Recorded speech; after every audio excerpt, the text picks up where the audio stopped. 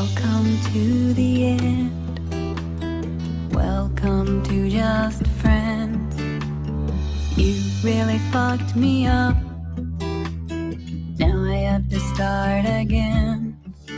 What goes around comes around. I don't even know what to think of you anymore. You're a whore. I don't wanna hate you, it's a little bit late. You make me fucking irate. I was lucky to escape you. Don't take this too hard. Fuck you. I was a fool, baby, but you were a tool. Maybe one day we'll be cool, but today I've got to say, don't take this too hard. Fuck you. Fuck you. Fuck you. Fuck you and your mama too.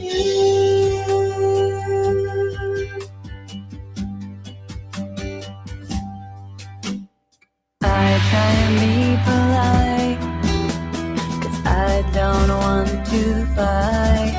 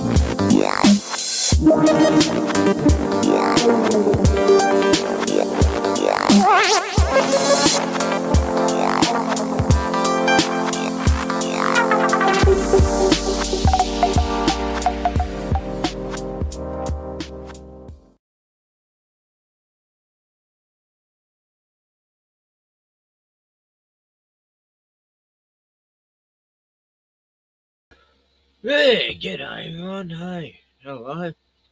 It's the 5th day into the year. Already we've had the war on Venezuela, eh? God, what a joke. What an absolute fucking joke. The fishermen were smuggling fentanyl into America, and now it's about the oil all of a sudden. It's like, hang on, wasn't about fentanyl and pirates and all this shit, and blowing up ships everywhere, and then they just go in and kidnap the fucking president and his wife and drag him back to America, and what the fuck? Oh, what a year it's been. It's only the 5th day into it. Fucking a sham. Just a sham. Yeah, so it's pretty disgraceful, really, isn't it? Venezuela, what have they ever done to America? I don't know. Nothing. I think there's more to that story than they're letting on, anyway. Look, I've been following this guy called Richie from Boston for a while, and he's actually brought a good video out today. No, I love following Richie because he cracks me up. Especially his four-wheel driving, he's off grid. Well, he's off grid for a day. Vids driving the 4B around ridiculous, stupid places and running over fucking wildlife and drowning tortoises. Anyway, Richie is someone I've loved to hate, I guess. I don't really hate him, actually. You're the guy, bro. He's doing the best he can, except he's got a terrible, terrible haircut, Like Richie, we didn't realise,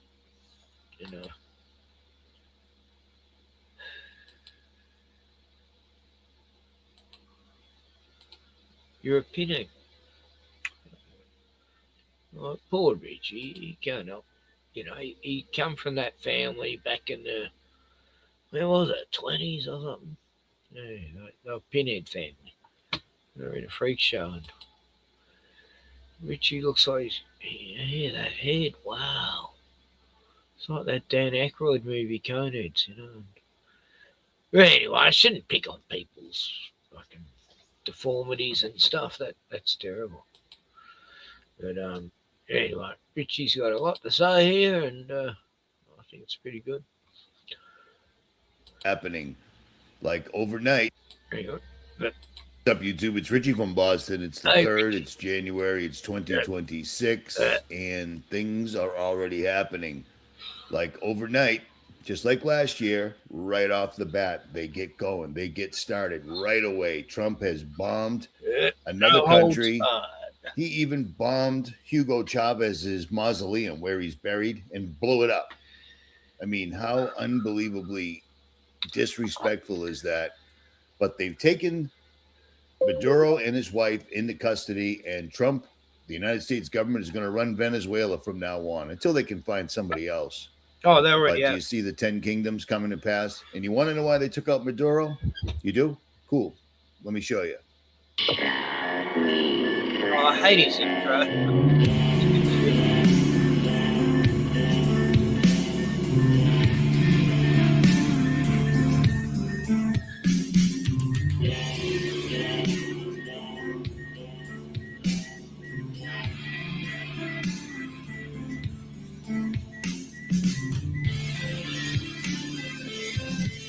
Honestly, no one's getting notified I'm streaming right now.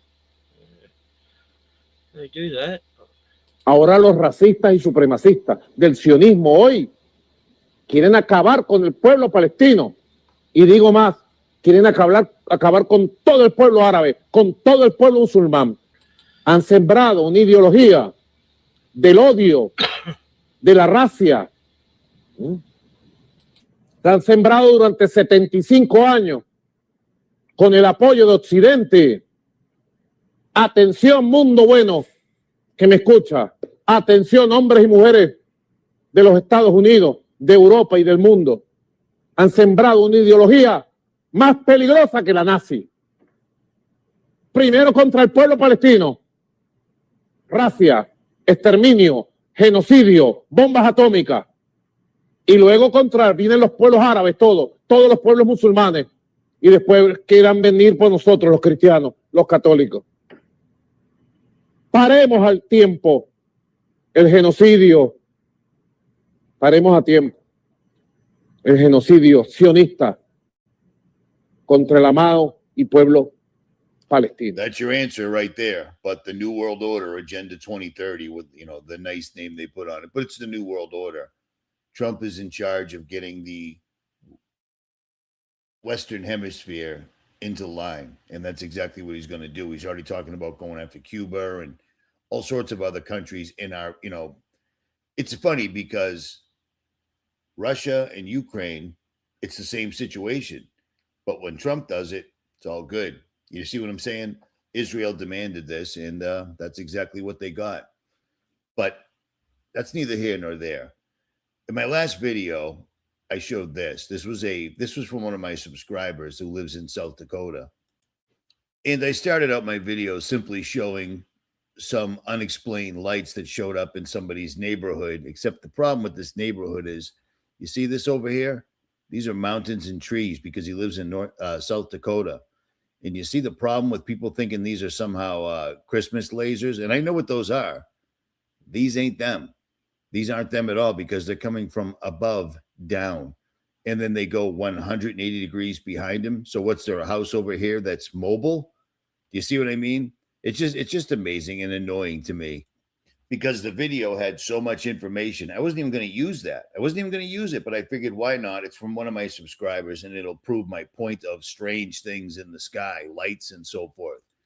But I've said this a million times. Lights will be the easiest thing for these guys to use to fool people. But here's the problem. This showed up a couple of days ago right where I am because, yes, I'm still stuck in West Plains, Missouri. It's like purgatory. You know what I mean? But whatever. Hopefully I'll be out of here this week.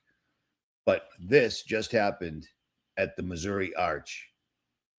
This showed up on EarthCam. And as you can see, this is, they're calling it a meteor. Well, it's a meteor without a tail, but this is a entity entering a portal right in front of your face. No two ways about it. You can call it whatever you want. Goes in, disappears completely. And according to them, you know, it just fizzled out. It just fizzled out right there. You know, a green comet coming into our atmosphere, going directly into an arch or the portal, as they call it, right in front of you. This stuff is happening and it's picking up every single solitary day. So I need you to understand, you need to stay in prayer. Pray unceasingly. And if you remember back in the old days, I didn't know what pray unceasingly meant. Well, I do now. I do now. And I wanted to touch on this again. This is the Economist cover, one of two covers, but this is the Economist cover for 2026. And I want to show you how it's already come to fruition. You see the cargo ship right here shooting a missile at the 250th anniversary birthday cake right there. Well, I just found these. These are actual Chinese cargo ships. And as you can see, they're not hiding it. These things are armed to the teeth.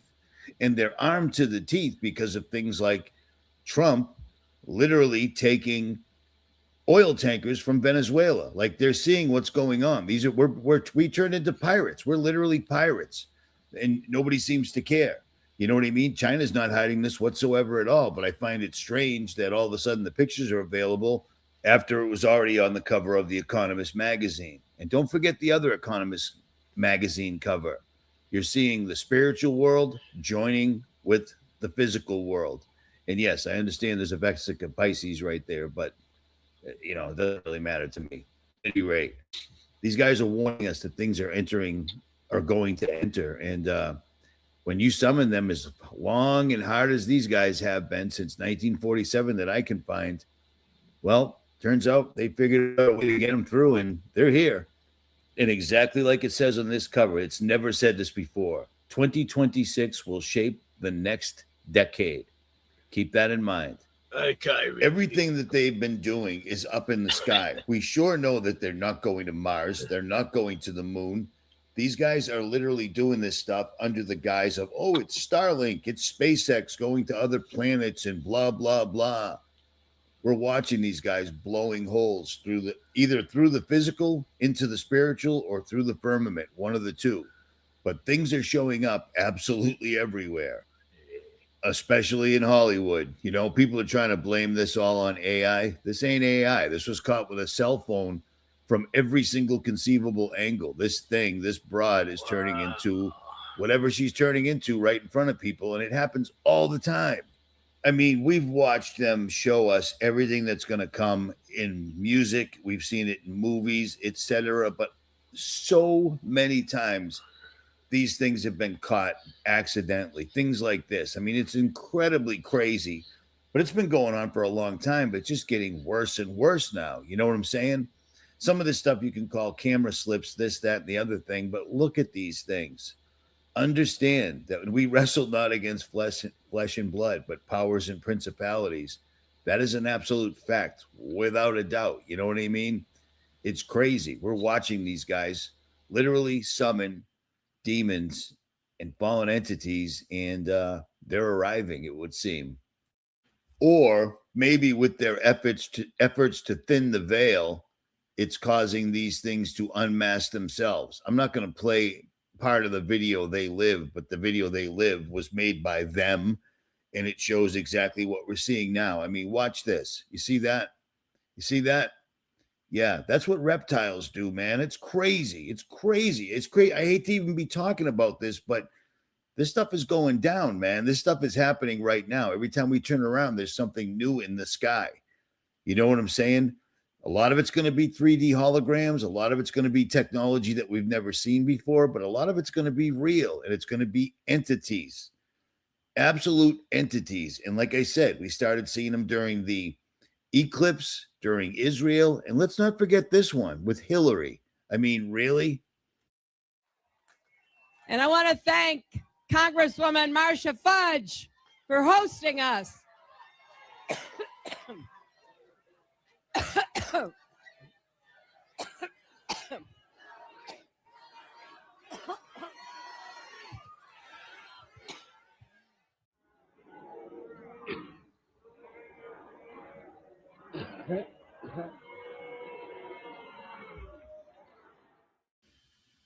Yeah, that's not just phlegm falling out of her mouth. That's something crazy. Something crazy. And it would explain why these people are completely bloodthirsty, soulless. They have no conscience. They do not care whatsoever at all. It would make a great deal of sense. And I know how ridiculous I sound saying this. I can hear me speaking as well. But I mean, we got to face facts. Things are happening right now, and it's all there is to it. And I can't forget this. One of my subscribers found this for me. Can reptiles handle metallic elements and compounds better than mammals? And according to the AI overview, it said, yes, studies suggest that some reptiles, particularly certain lizard breeds, can tolerate extraordinarily high levels, metallic elements like PB that would be lethal to mammals and birds. Heavy metals kill human beings, but apparently they don't kill reptilians. And I mean, the story of reptilians goes back a long way, and there's there's a lot of real proof that this stuff is really going on. And I mean, I can't ignore it. I can't ignore it because every time you turn around, there's some new anomaly in the sky. There's some new crazy footage. And then the footage goes back quite a ways. You know what I mean? The footage goes back quite a ways. Hillary's was what, 9 years ago? I remember when that first happened. She's hacking up something that her body was rejecting, or her host body. We wrestle not against flesh and blood, but powers and principalities. Well, I think we're starting to see them now, don't you? And here's another thing that people are kind of glossing over, the thing they call ball lightning. There's all sorts of different lightnings, but come on, man, look at this. Aaron mysterious thunderstorm phenomenon occurred in Rich Valley, Alberta last week, and it was captured on camera by Global News watchers Ed and Melinda Party. This glowing blue ball of light is called ball lightning, and it appeared behind their home just moments after a very intense lightning strike occurred. It lasted for about 23 seconds before they heard a pop sound, and then the light quickly disappeared. Now, although ball lightning is very rare, there actually have been over 10,000 reports of these from around the world, dating all the way back to the 12th century. Reports from pilots, sailors, scientists, and everyday people. But only a handful of them have actually been documented in a video this well. Ball lightning can range from size from grapefruit to basketball, sometimes even meters wide, and the light can vary from red to blue to orange or yellow. They are typically found sort of just above the ground, and they sort of float or hover right above where the lightning strike actually occurred. However, there have been reports of these balls actually moving, and sometimes even moving through windows and moving indoors. Ball lightning is not an optical phenomenon. It is a real thing, and it's caused by intense thunderstorms. But scientists are still trying to figure out the exact cause. They can't figure out the exact cause because science just makes excuses for spiritual phenomenon. These things are all over the place. I've seen them a couple of times myself, and this one right here should let you know that this was actually going someplace. Yeah, this looks pretty incredible.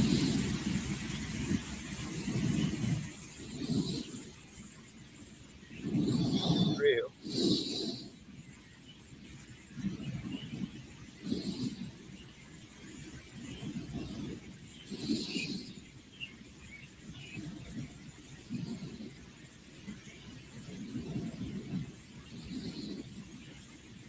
Who's filming it?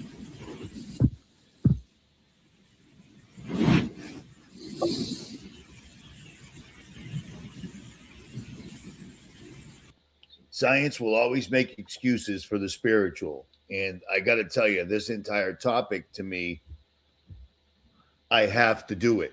I have to do it, even though I know in the back of my head, people are going to look at it and laugh and discount it because people don't want to deal with the fact that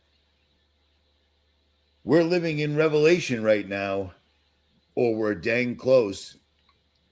And the elites are preparing everybody for disclosure. I mean, I put the video up on Patreon so anybody could watch it. I spent 11 years in the U.S. Navy as a fighter pilot. For 18 years. Yeah, g'day, Toronto Thrash. Yeah, no. I mean, I don't know if it's so hard to tell what's real or not, but pretty real.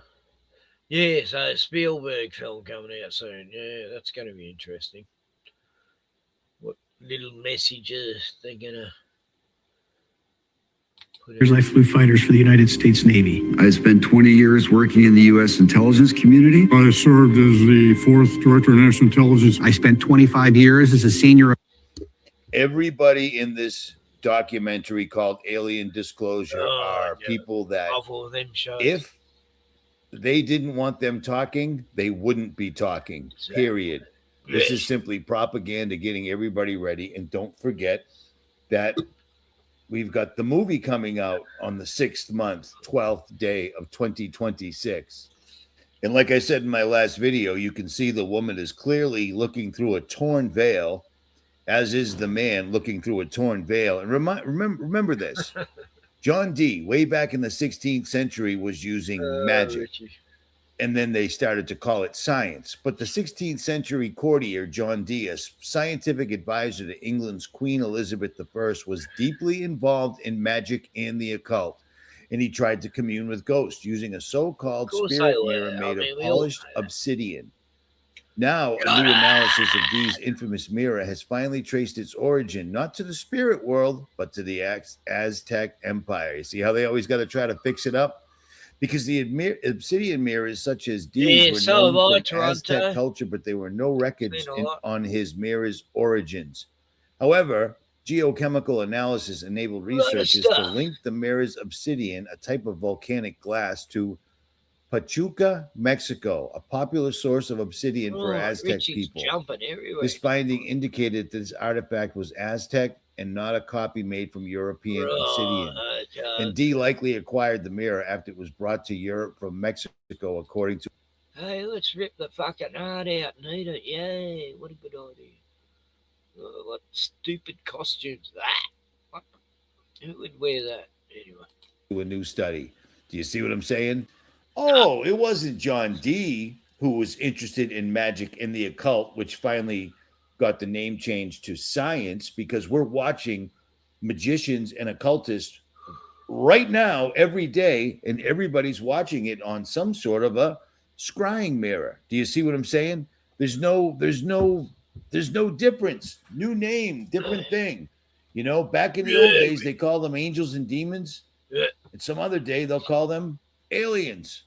Aleister Crowley said that. And guess what? We're here.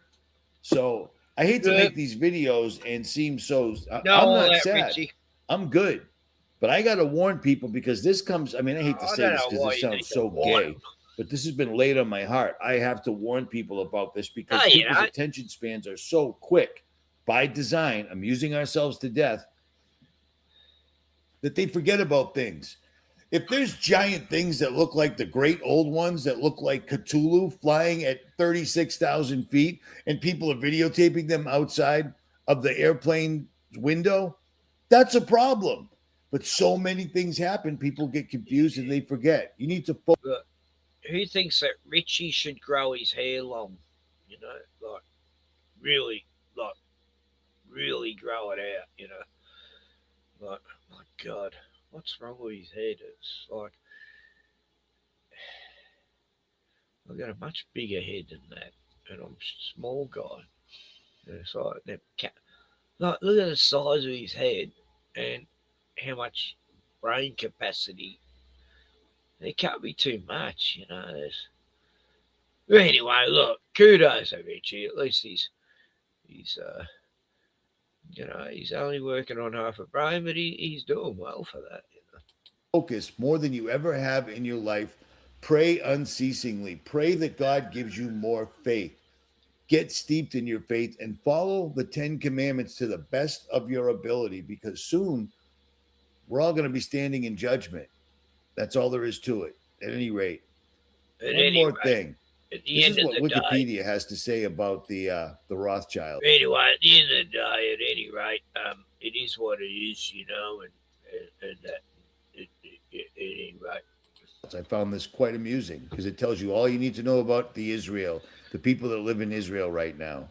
According to Wikipedia, the Rothschild family is a wealthy Ashkenazi Jewish noble banking family originally from Frankfurt, Germany. The family's documented history starts in 16th century Frankfurt. Its name is derived from the family house. Well, that's queer, because we've been telling you that for years, and now suddenly, apparently, Wikipedia is telling you too. They're from Germany. Yeah, they're like Ashkenazi. Nazis. Yeah.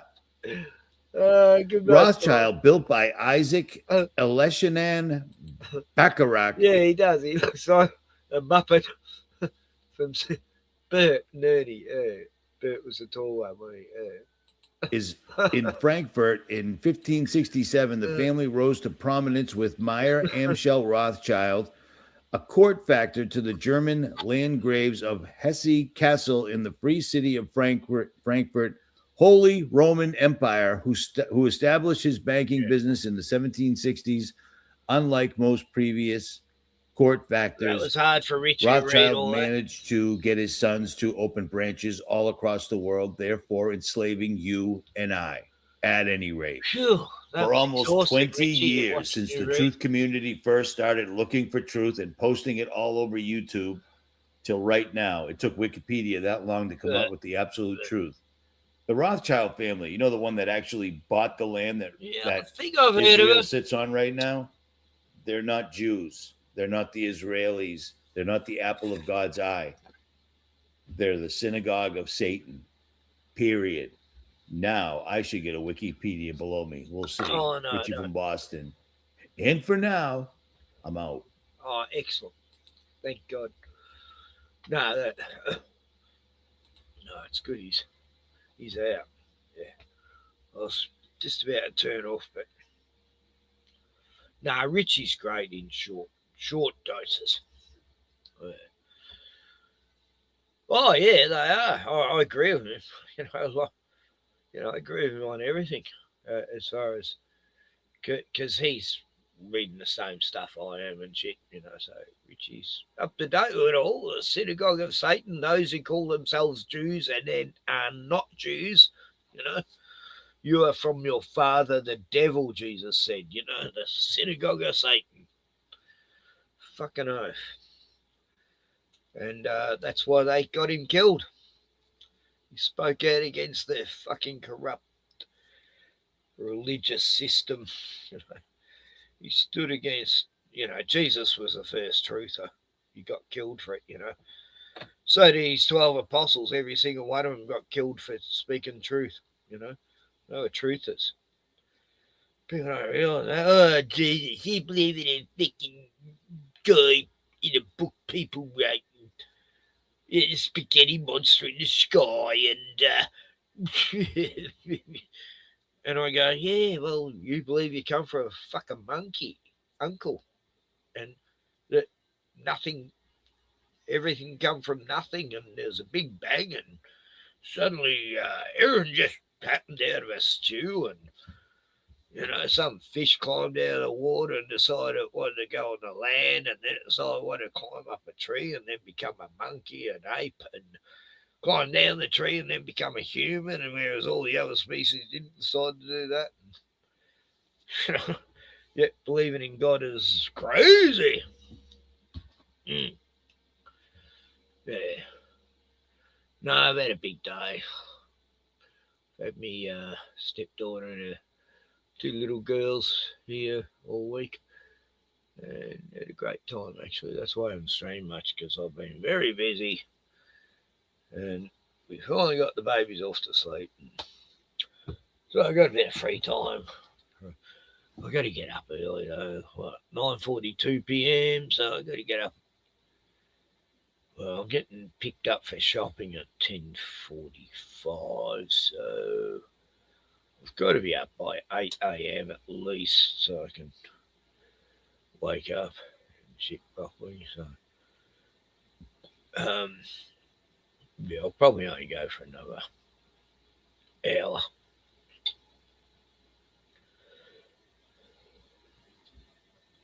Oh, yeah. No, I grew up in a cult that taught a false religion and shit, so I had to reread the Bible, because I'd been, brought up on a fake Bible and it had 7,000 changes and, yeah, no. And with most cults, they take Jesus out of the center and put some other fucking thing in there. And in my case, it was that evil Baal, Jehovah, Ra God, the Morlock. Yeah, Jehovah. Like my family, a long line of Freemasons, and when you get to a certain stage of Freemasonry, you learn the secret name of God, and their God is Jehovah, Baal, and Ra. And then they put it together and it becomes a word, Jabulon. Jabulon's their god, which is more or less Moloch. And, Freemasonry more or less comes from the Temple of Solomon, occultic shit. And nothing new under the sun. Yeah. Most cults in America that are all over here, they all come from Masonic people. Joseph Smith, Charles Taze Russell, Scientologist guy, Hubbard. Yeah, they're all Masons originally. And that was the whole plan, Freemasons, Zionists, Christianity, let's mix it up a bit. We'll put in all these other different fucking wacky groups and just make Christianity look like a fucking sham, putting people like that fucking demon Kenneth Copeland and Benny Hinn and Popoff and fuck off and all those cunts. Oh God, Dollar, what's his name? Something Dollar. Yeah, those rich fucking past. They're the scribes and Pharisees of today. And then we got BB, Mr. BB. They're fucking evil. Fucking Satan. Well, if there's an Antichrist on earth, it's definitely BB Milakoski is his name. One of his three names he's taken on. He's got a Westerner name as well. There's Milakoski, and then there's what's his Western name? I think it's Miller or something. Anyway, now he's got Yeti Yahoo Serious or something. I don't know. Anyway, most evil person. Well, he's in the same shadow as all those big pharma fuckers, Fauci and the Gates and Strauss.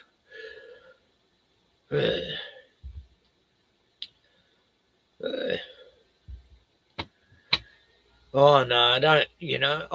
I've been. Oh God, they wanted me to join for years because my family has long history with them, and yeah, I got treated really good by the Masons. All through the 80s, I painted every place I painted was a Masonic joint. Doctors, lawyers, judges, CEO people. Yeah, I painted all. I painted high security, like places they did credit cards and banks. And I painted banks and McDonald's for too long. And I even painted synagogues. I painted 3 synagogues. Yeah. And yeah, they're all in on it. Right. But yeah, when they found out who my family was, it was like, God, I used to get treated well. These are rich people, and they used to treat you like family. I'd get, morning tea, breakfast. My mate I was working for, he was treated like he was an equal, and, because he's a Mason, even though he's a tradesman. I saw how they treated even the tradesmen who were Masons, like, they didn't look down on or anything because they're brothers. There was that I did actually like that idea. I would have had a better life if I'd have not grown up in the Jehovah's Witness fucked up cult, but because Masonry, you can come and go as you please. You don't have to be. I don't force you to stay unless you get too high up and shit. My family wasn't ever that high up, I don't think, except for my uncle. He used to run the Manchester Unity building in Melbourne. That's a big Masonic temple that was probably built bloody 1,000 years ago.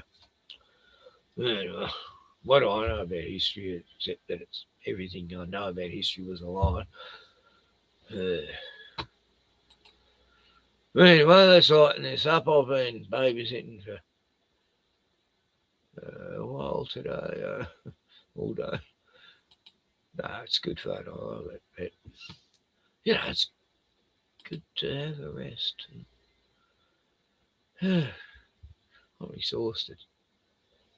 But I just wanted to come on every day because I hadn't streamed much this week at all. Facebook. Okay. Richie, Pinhead Richie. What did he say? Wonder if he's filmed any. He has these cameras he puts in the forest, and somehow he caught a woman having a pee in the forest, and he showed it. It's amazing what you never expect what you might see in the forest. And he's filmed this girl having a pee, pulling her pants down, not knowing that Richie's got a camera there. Like, what the hell, Richie, you bird? Anyway, I did a whole few streams about exposing Richie for being a Fucking idiot who has no idea of nature. He comes across, he's on this like that electric bike thing going through the bush, and then it edits, and suddenly he's he comes across this animal that looks like it's just been ridden over by a bike, and it's squirming away. It was an opossum. He's going, "Oh, I've just come across this animal. Yeah, it seems to be in agony." He goes, "I'll just put it over here to the side." Yeah, I don't know what happened to it. Nah, what he did, he ran over it going, "Oh, fuck. Okay, I can make cloud out of this. I'll go back and make out I just found it." Then he comes across a turtle. It's got a crushed shell. Still fine. Instead of taking it to some animal rescue place where they could have fixed the tortoise shell, they do it here. No, he puts it in the water so it drowns, and he goes, and then he's showing it drowning, and he's going, "Oh, it doesn't seem to be swimming too well." And then it goes a few minutes later, like it's funny or something. And like then the tortoise drowns and turtle. I don't know, Richie's fucked. He's a city guy, and he's pretend he's a wild survivor guy and shit. Idiot. Anyway. So, yeah, Jimmy B. Toons just did a video today. That was pretty good. He shows all the ridiculousness of wokenness and shit.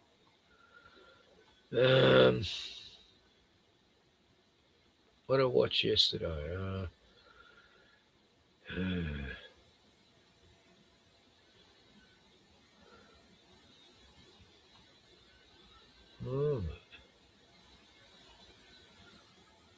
There's a guy who's got a Mandela effect to do with Home Alone, which was pretty interesting, actually. Very satanic.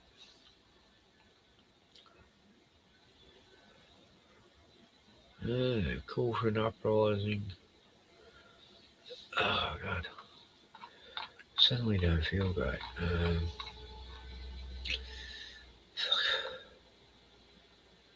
Anyway, Australia's cooked. Asian, Indian, quicker one, but who knows? Once I get.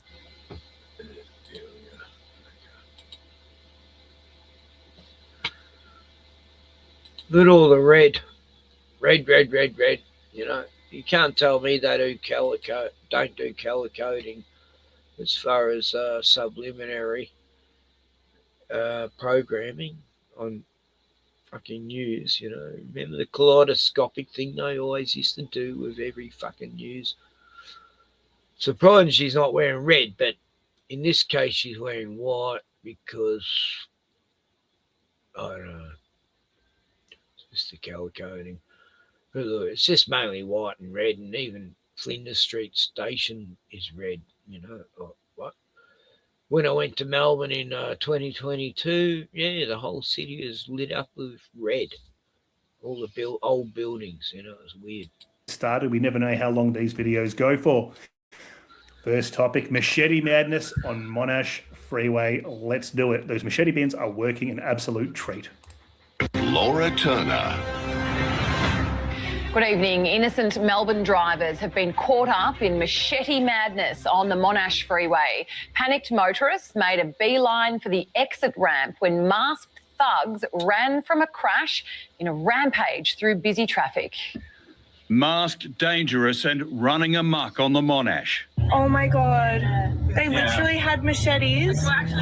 As the chaos began, Emily Seddon started filming. Guys, there was people... Far out. She needs to get a few lessons in holding a camera steady. Yeah. Not that hard. Just waving it around everywhere.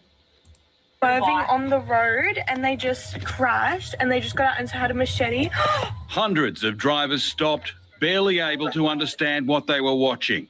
Oh my God. Oh my God, she's too interested in showing her face than what was actually going on. You know, that's why the camera's all over the fucking joint. Where? Swerving on the road and they just crashed and they just got out and had a machete. Hundreds of drivers stopped, barely able to understand what they were watching. What are we watching? Oh my God. Even police are unsure what sparked the mayhem, but witnesses What saw are at watching? least 2 cars involved.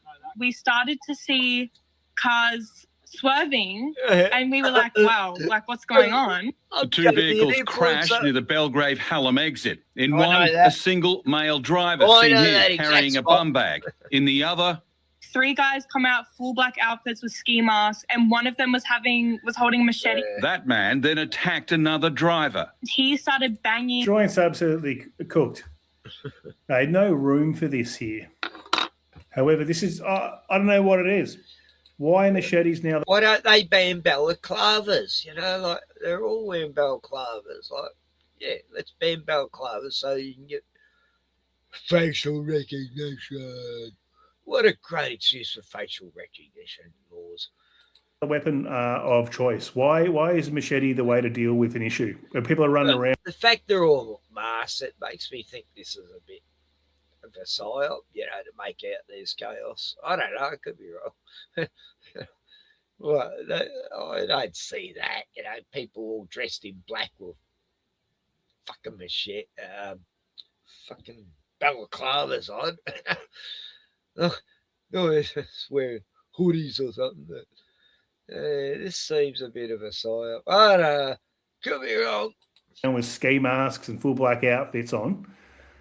Whether you're bloody white, black, green, red, bloody Asian, Indian. No room for it. Why are people doing this? This is completely stupid. Well, those machete bins, they're doing a great job, guys. Money well spent. Was it $30 million or whatever it may have been? $400,000 a bin. 13 well spent. million. Hanging the machete on one of the cars there. Possibly an attempted carjacking. The man from the first car immediately turned and fled as other drivers tried to escape. No, it wasn't 30 million. It was H-Man. What's he called? Yeah, it was 13 million. And yeah, the only people who put machetes in those bins were like an old granny who used it for gardening, or a grandpa, or just people who were getting old anyway and they didn't need them. And yeah, like, didn't stop these fucking gang. This was how many months back? Then they pulled all the bins up because they realised it wasn't working, but yeah, they said it did. Up the freeway exit. They're going in the bush. The drama unfolded around 2:30 this afternoon. Within the hour, police, including the dog squad, were combing the area, but the masked thugs were long gone. The lone driver from the first car stayed to help officers, possibly as confused as everybody else. There you go. So people are playing Grand Theft Auto or wanting to play a real life version of Grand Theft Auto. Now, before someone says, blame video games, G-Man, I'm not. I'm making a joke. But this is what the real world is becoming. That outrageous that you got people on freeways doing pit maneuvers and jumping out with machetes to jack a car. Welcome to Melbourne. Oh my God. I actually. Oh, it's not just happening in Melbourne. It's happening in all the cities to Melbourne from here, like Traralgon, Morwell, Moe. Yeah, those places, they're just as bad as Melbourne now. Fortunately, we don't have any of that shit in my nice little retiree town, coastal fishing village. Like I was in a movie. Nick Etchells, 7 News. There you go. Well, most people probably think they're in a movie. It's incredible. All right, now we've got another one. Drive-by shooting leaves a teenage boy dead in Melbourne. He has been gunned down in a drive-by shooting in Fitzroy. He was killed while walking along the street just metres from the local police station. Selena Zhang reports. A young life cut tragically short. The only thing left behind, immense grief. The 17-year-old boy was shot in the head just after midnight. Police believe the 2 bullets were fired from a silver SUV. They're still searching for the offenders and another male who was seen walking with the victim minutes before the shooting. We still don't know who that is. We believe that that male person can assist us with those inquiries. And what a good mate he is. Make it shot in the head, or maybe he set him up. You never know. Got him out there walking in the street late at night. Car drives past, puts a bullet in his head. That's absolutely insane. This stuff is what's going on. It's fucked, you know. It's now like the hood, you know, the Bronx. Fucking hell. Like here, I don't even lock the doors, you know. I've never had a lock on my caravan door. I haven't had a lock on my door for fucking 25 years. I've got my machete ready for him. Anyone comes in the door, I don't know. Yeah, no, but no, it's ridiculous how we can't defend ourselves. Isn't it? You know, if we're all had, you know, like Texas, you know, no one would be committing any crimes, you know, because they'd be afraid to be shot by a good citizen. I do. I believe. I had an argument with some guy about, you know, guns and it's proved that all the countries without guns have less gun violence. And what the fuck planet are you on, idiot? They took all their guns away in 1996, you know, because of some fucking autistic guy couldn't tie his shoelaces. Did headshots on 35 people or something, and, you know, right, get fucked. And then they took their guns away, and it didn't stop one gangster on the streets. All the underbelly shit that was going on back then. They never had a short supply of guns. Didn't stop shit. Gangsters will always get weapons if they want, you know. Fucking hell. Those fucking hoodlums, those little fucking twerps from shithole countries, you know. They make anything into a weapon, you know. God. Machete ban. God. Oh, yeah, that's all different. Now we got the Bondi thing and we got a new gun fucking law, you know. They're going to come and check on everyone with a gun every fucking month or something. Even farmers, you know. All the farmers are getting fucked, you know. Yeah, we're going to do gun checks on every farmer in Victoria and whatever other state now, you know. New South Wales, of course, yeah. See, it was always been more strict here than any other state, but I mean, what? You know, farmers need guns for fucking wild dogs and fucking, you know, foxes are killing their sheep. I know, I love foxes and they're cute, but they do kill baby lambs. I know they do, but, you know, it's not their fault they're here. Bloody bombs. No, look, just deport them back, fuck. The minute they commit a crime, deport them back. And, they get let off on 20 different crimes, you know, kidnapping and carjacking and fucking hacking, and they're out on the streets a week later because they got these Saudi Arabian Muslim lawyers that are representing these people who aren't even fucking Muslims, half of them. Well, if they are, they're not practicing the Muslim religion, you know. Anyway, I'm in a ravey mood tonight. I haven't had a chance to rave much. I just listen a lot. And then I need to talk after listening a lot to other people's. I'm a therapist. Anyway, anyone in the chat who's got mental illness, I talk to Dr. Ken. I'm a therapist. I know all about, you know, health and cures and cancer cures and I'm a doctor, self-anointed doctor. I haven't got any degree or anything, but I was an expert during the COVID times, and somehow they got me in trouble. So I just suggested things and stuff, you know. Anyway,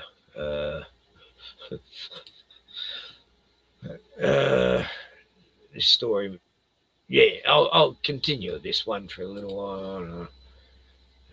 Shooting, that was terrible thing. Going on once again in Melbourne.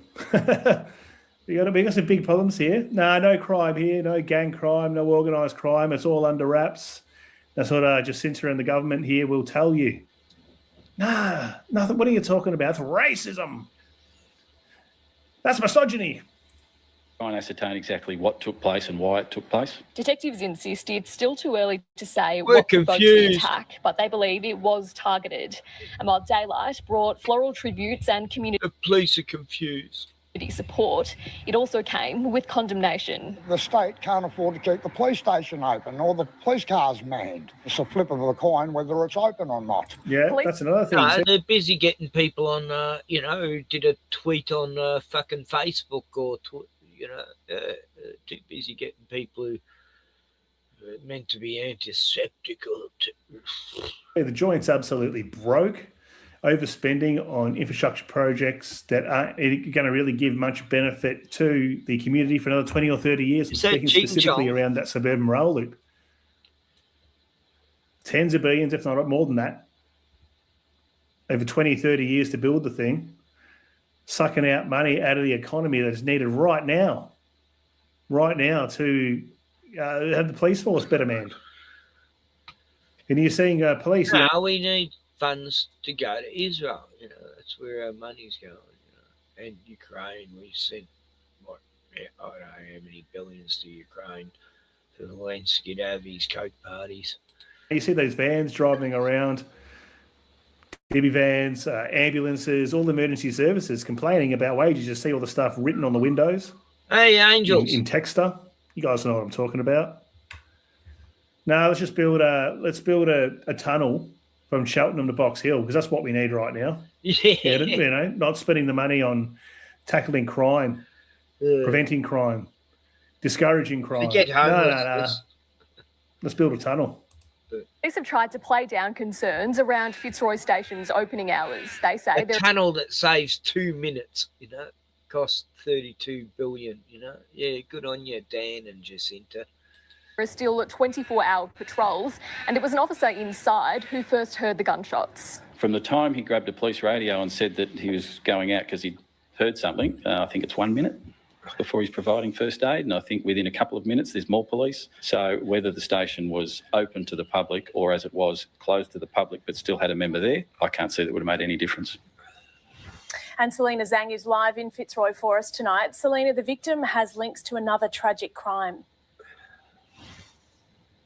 Yes, family I used to hang at Fitzroy a lot in the 80s. I had a best mate there, and we used to go to Fitzroy Club and Nicholson Street and play pool with all the pool experts, Eddie Charlton. And yeah, God, I was fucking good at pool. And I played with the experts, but yeah, I couldn't beat the champions, No, they were too good. Eddie Charlton was just amazing. Anyway, God, just having a memory flashback from the old Fitzroy days. Friends of the 17-year-old have told us he was friends with 15-year-old Dow, who was allegedly murdered in Cobblebank last September. They've told us both boys... No, G-Man, you're racist. You're racist. Don't talk about it. This stuff is cooked. to the same primary school, which is actually just across the road from where the shooting happened. Now, police have stressed it is still very early stages in their investigation, but we do understand they are investigating if there are any links between this attack and the double stabbing on Lygon Street on New Year's Eve. Steph. Okay. For those of you who aren't aware of that, there was a double stabbing on Lygon Street, like she just said, and it was people from the same community as the person just put up on the screen before. But it's racist to talk about it. Guys, halfway, if you want to support the channel, consider checking out the PayPal link in the video description and pinned comment, or check out the Patreon page. If you don't want to do none of that stuff, just subscribe. No, they can't even get along with each other, let alone other people in this country. God. And that is a great way of supporting the channel, sharing the channel and getting it out there with your friends. Roger. I appreciate all of you who watch all my videos. It's fantastic. And those of you who are new, welcome. All right, let's continue going. More ranting is going to ensue. So we're talking about lefties, wokies, complaining about Trump and the US government's capture of the Venezuelan dictator. And so they should. You know, that was fucked. It's fucking anyway. He's, you know, he'll be on Trump's side. So I'll end the video there. That was, I know where he's going to go there. But, you know, he's right on a lot of things. And, you know, like a clock, a broken clock, it's right twice a day. Anyway, who's here? Let's have a look. There's Toronto. Used to talk to the bus driver in Australia, but he hadn't posted on Facebook or Twitter anyway for years. So he's killed on the job. Yeah, he probably got attacked by some African gang for sure, Toronto. Nah, the bus drivers are great in Melbourne. Like, they don't even make you pay. They can't be bothered making anyone pay because it's just not. I don't know. They don't give a fuck. They're not getting paid enough to make people pay. I never had to pay for any public transport in Melbourne the whole time I was there for 6 months. They never even asked. Yeah, so Roger's here, Jono. Roger. And Jono. And I'm drunk. But I'm on my 5th beer, actually. God. I've been drinking slow, though. Like, you know, 2 o'clock and now it's 10, 11. I've only had 5 beers, so, you know, I'm not a total pisshead. Justin, g'day. Dean. Oh, everyone's coming in all of a sudden. I had no idea for fucking. I've only been going an hour. It feels like I've been going 2 hours, but.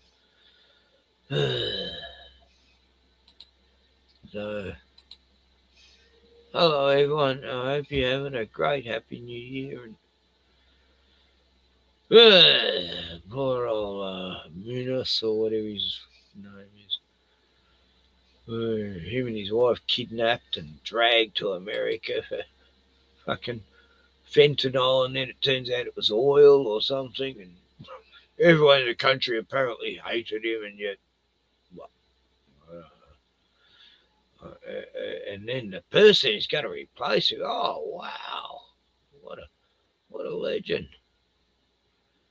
You know, a woman who went and kissed the wall and all that stuff. Yeah. So the new ruler of Venezuela is honest. Anyway, no, look at Canada, Greenland, Australia. Trump's coming. He won't be president anymore. They'll make him king. King Trump.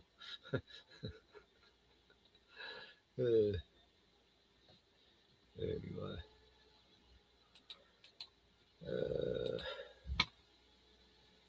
I'm exhausted, actually. I thought I had a lot of energy, and then I just starting to realise I'm winding right down.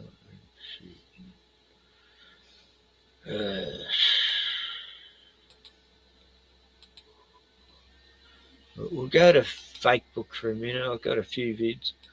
I was looking at this caravan today. I know they want too much for it though, you know, like nearly $4,000 for something from 1980s, if I count, you know. Victoria, the education state. That means every other state wasn't educated. I remember that number plate making a joke. Let's go, Victoria, the education state. Does that mean all the other states are uneducated? It's pretty good for 84. I'd say it was undercover for quite a few years. I like their windows. But, you know, inside it's a bit you know, I like the bed, yeah. Bruno could get on that bed easy. He has to walk up steps to get to the bed here, and it's not good. It's got a fridge, a Dometic. Dometic, never heard of it. Nice little couch, yeah. Oh, you know, it's one of them pop-ups, but because I'm short, I wouldn't even need the pop-up up. Tall people come in, they'll just have to bend down and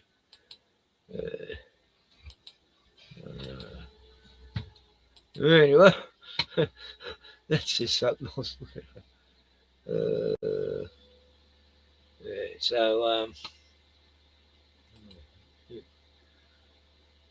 I missed. Oh, that was those. Yeah. Okay.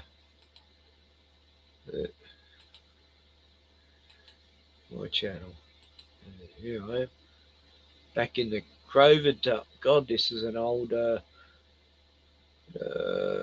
See the coronavirus come behind me, but you know, you just punch it away. Anyway. What's it going to show? New resolution, yeah.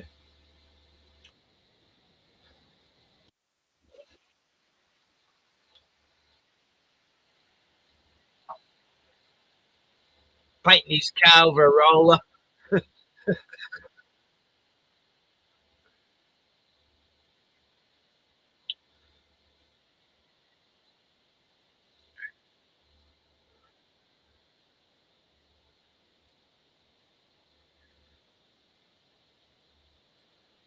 Yeah, Ricky's got it under control. He's got goals.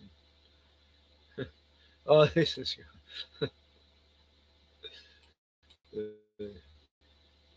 I haven't shared it. I better mute the music then. BGs, even though they were from Australia, they'll copyright you.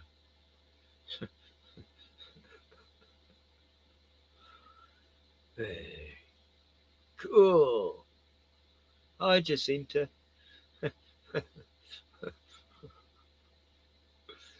Hey, we got the hoodies on. Let's carjack. Yeah. Oh, it's great. Oh, look, kangaroos love apples.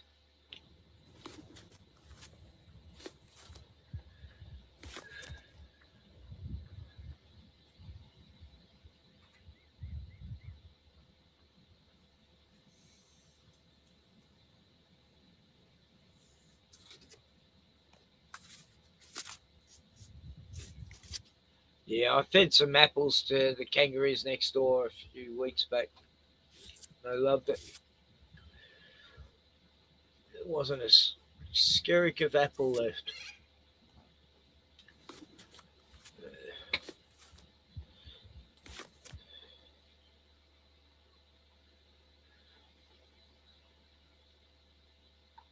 Oh yeah, new documentary coming out on Stan about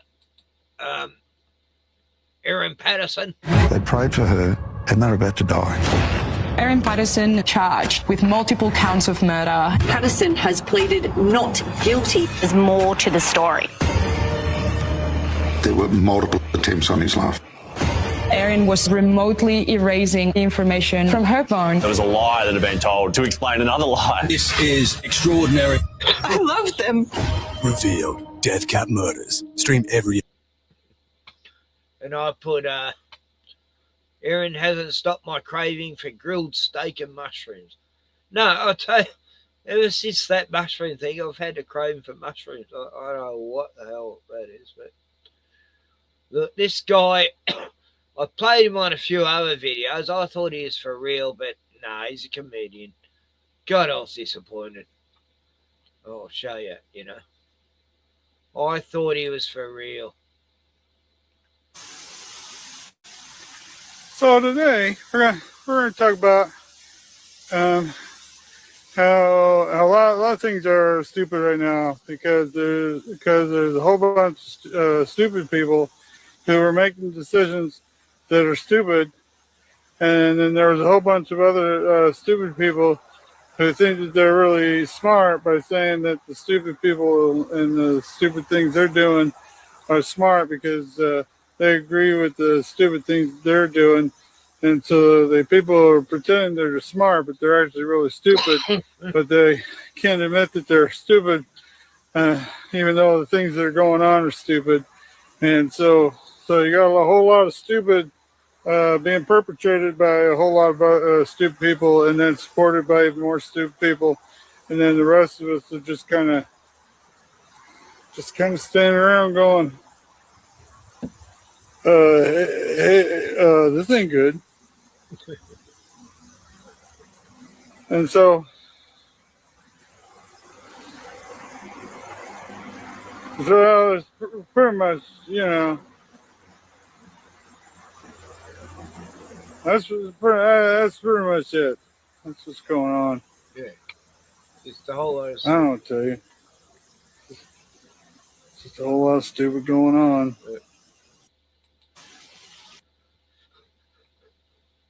Anyway, here he is. It's a very proud and exciting moment for me. It's a great joke, actually. It was also the same time I realized that I was the only white guy there. It's a little humbling. I think you know where I'm coming from. There's just that sudden realization that, well, I guess I'm in charge. Give it up for Rodney Norman, everybody. Oh, that was good. I realized I was the only one. Anyway, a message from Mel. Mel's great. I'll never lose respect for this dude. He's lived up to high expectations. Hi, Mel Gibson. I'm in Italy, where the food supply hasn't been messed with. There's no GMO stuff allowed. So the grain in the pasta is great. I can eat it like all day and not get porky. And all the cheeses are wonderful. Buffalo mozzarella from the Napoli region. Unpasteurized milk. It's good for the biff. Save the biff. It's your last line of defense against, well, all the environmental things that come to assault us, particularly in the food supply. Okay, I'm digging it over here. Hi, Mel Gibson. I'm in Italy, where the food supply hasn't been messed with. There's no GMO stuff allowed. So I was talking to someone from Croatia, and yeah, it's the same there. They got non-GMO food. They're eating the best stuff, and you see it in along the Mediterranean, Spain and that.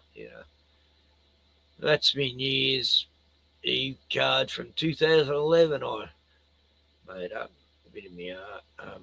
Here's me looking at the blue moon with me. Don't burn yourself. All right. Ken in the blue moon.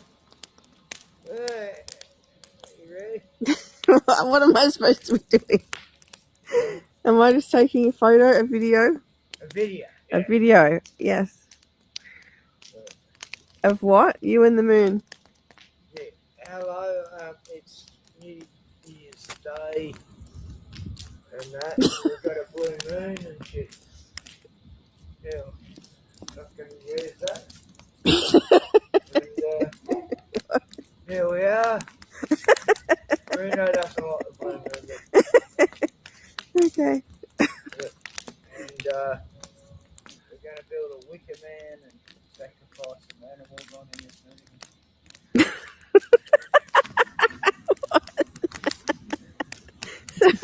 Anyway, happy New Year, folks. Run. Yeah, sorry, couldn't hear what I was saying. Put him in the fire pit. You are gonna burn my Kenny, you can be the sacrifice. Um,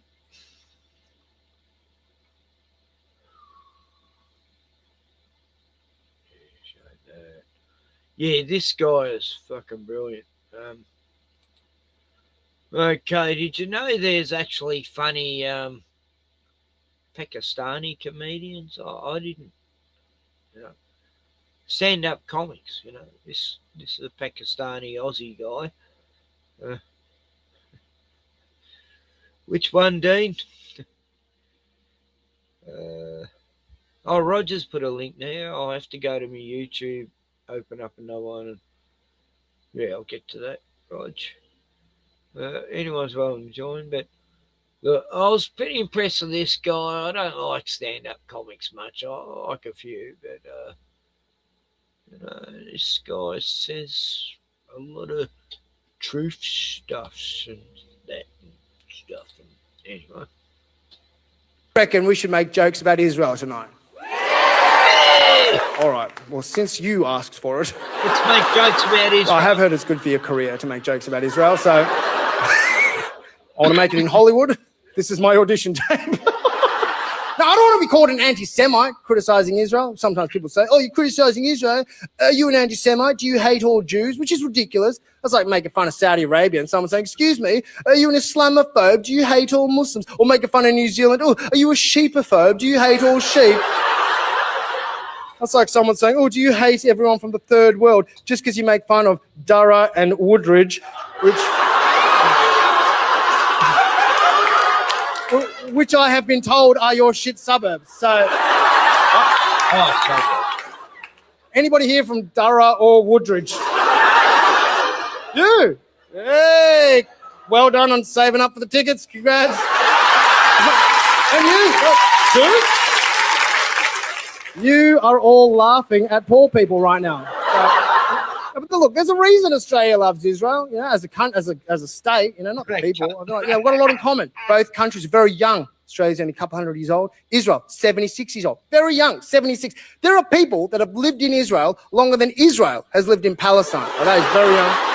Both countries, Australia and Israel, both have a lot of white people in very hot places. So they're obviously indigenous to the land. And both countries, Australia and Israel, were formed off the back of some pretty genocidal mantras. You know, Australia started off the back of terra nullius, which means nobody's land. Israel, a land without a people, for a people without a land. So both countries, colonizers just rocked up, all like, oh, there's nobody here. There's absolutely nobody here. And then they proceeded to kill absolutely nobody and steal their land and start their countries. That's another similarity. And also, both countries, Australia, Israel, wouldn't exist if it wasn't for the British. I mean, I don't know where we'd be, but that's a separate show, you know?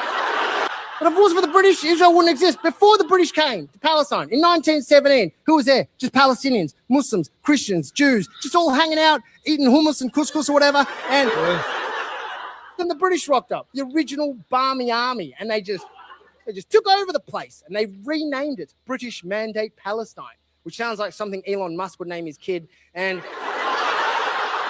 the locals are furious. They were like, hey, Britain, you can't just keep taking over countries, all right? This is 1917. You could get cancelled. And the British were like, don't worry about it. We've got a plan. And they're like, what's your plan? They put out a letter. There's a letter called the Balfour Declaration, which the British government sent to an investment banker named Lord Rothschild. And they said, in this letter, we commit to creating a homeland for the Jewish people. The Palestinians are like, oh, sick. Where are you going to do that? And they're like,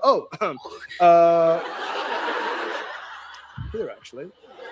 Palestinians like, we're already here. And the British are like, yes, well, we have dibsed it now.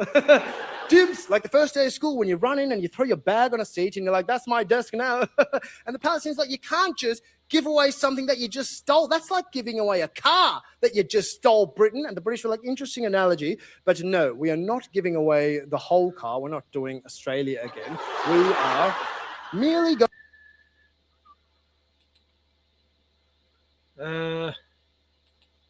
Right, so just a break between, yeah, it's a pretty long one.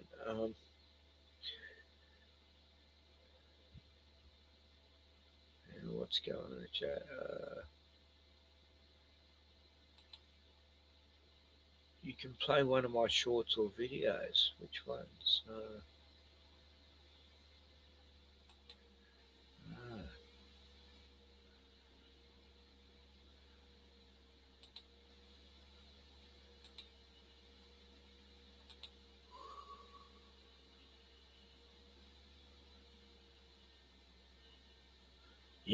proper olive oil is so hard to find. I never buy the olive oil here. I know it's all fucking polysaturated or whatever. Fuck. So here's a link. So those ones then. Can you link this guy? Oh, which one? The guy with the beard. Buffalo. JW Phobe. JW Phobe. Yeah, JW. That's Jehovah's Witnesses. Yeah, that's the old slang for him, J-Dubs. I'm a J-Dub phobe. No, I don't fear them. God, I've been exposing him. I don't know what you mean by that one. I'm not phobic against Jehovah's Witnesses. I'm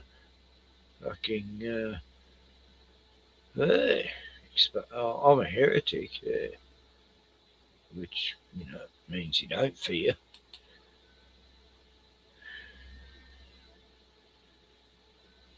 When the tiny hats now on TV, very except to call it is a phobia.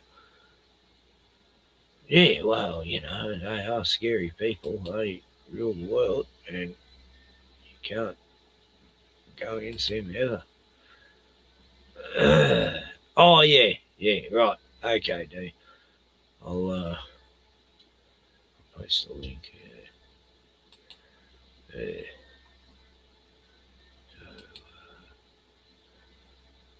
Trump short. Oh yeah.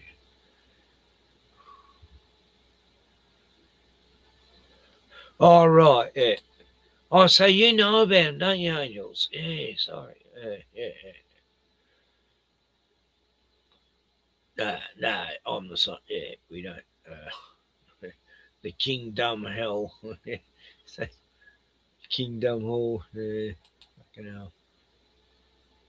Yeah, I watch XJW Panda. Oh God, he's brilliant. He's some Norwegian or somewhere. Anyway, he does really good videos, really good editing. No, really classy videos about the Jehovah's Witnesses' latest bullshit. He's the go-to guy if you want to watch what these sneaky little fuckers are up to. And all the latest videos they bring out, because they got their own TV studio, movie studio now, like, fucking hell. No more knocking on doors. No, all the money's... Actually, I don't even know how they're making their money now, because they sold the Brooklyn headquarters. Kim and Mikey. Yeah, Kim and Mike. I know them. I've talked to them. I had a live stream, like, with me mate Sean, about 3 years ago, before my channel got terminated. And I had Kim and Mikey. I had Kim Sylvia. I had all the, the Magnificent Seven. The ones he took on that fucking creep, Lloyd. Evans, that fucking deviant. Yeah, I had the Magnificent Seven, 5 from the Magnificent Seven on a stream one night.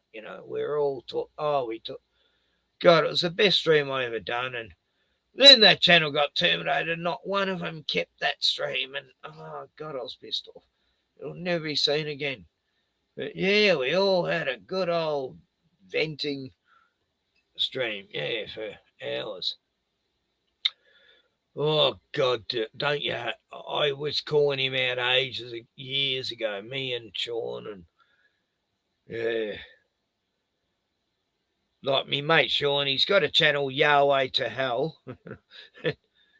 Oh, yeah, he's got some great videos exposing Lloyd too, and showing the stuff, Oh, well, you know, like 2 weeks before that happened, right, I was there with all these other Christians, right? We were sort of getting in the chat, and we'd be just talking amongst ourselves about, you know, we're talking about giants, and he banned us because we're talking about giants between ourselves, you know. And then I go, fuck you, Lloyd, you fucking atheist maggot, you know, yeah. Anyway, not all, you know, I've got good friends who are atheists, but he's a bad example one. And yeah, then I sort of more or less cursed him, and 2 weeks later, oh fuck, everything come out, you know. I call it the Lloydergates. Yeah. Lloyd Evan Gates. Oh fuck. The shit that got brought out, it was brilliant. It was beautiful to see. It was like everything I've been saying about this guy, and now it's out there, you know. J-Dub Fairy Tale, do you know him? He has like a Kiss makeup thing on it. No, my mate Sean went over to America. He stayed with him and everything, and oh well, that's a good talks. But J-Dub Fairy Tale was calling this prick out 15 years ago. Like when he's first come on, you know, he's going, no, this guy's a pedophile. Straight out. And yeah, J-Dub Fairy Tale used to go to Kingdom Halls, call them all out. And yeah, he's a legend. Yeah. No, there's a whole history of God. Jehovah's Witnesses did a whole worldwide, the worst apostates in the world, and they had a list of 100, and I made number 50. God, I was proud. I was like, wow, number 50. And my mate Shaw wasn't on the list, and he should have definitely been at least number 20. You know, the videos he did I wasn't even. Yeah, God. Yeah, Sean was great. He did videos where he'd piss on the Kingdom Hall sign. He'd put pedophiles. Yeah, you know, I can say that now. He died last year, but yeah. Oh, God. Me and him, we used to go to the Kingdom Hall, do burnouts in the car park and shit when we were younger. Oh, fuck, we had fun. You know, they were good times. We were cult busters. Yeah. Yeah, the 90s were great. You know, exposing the lies, and, you know, way before I knew who all these truthers were.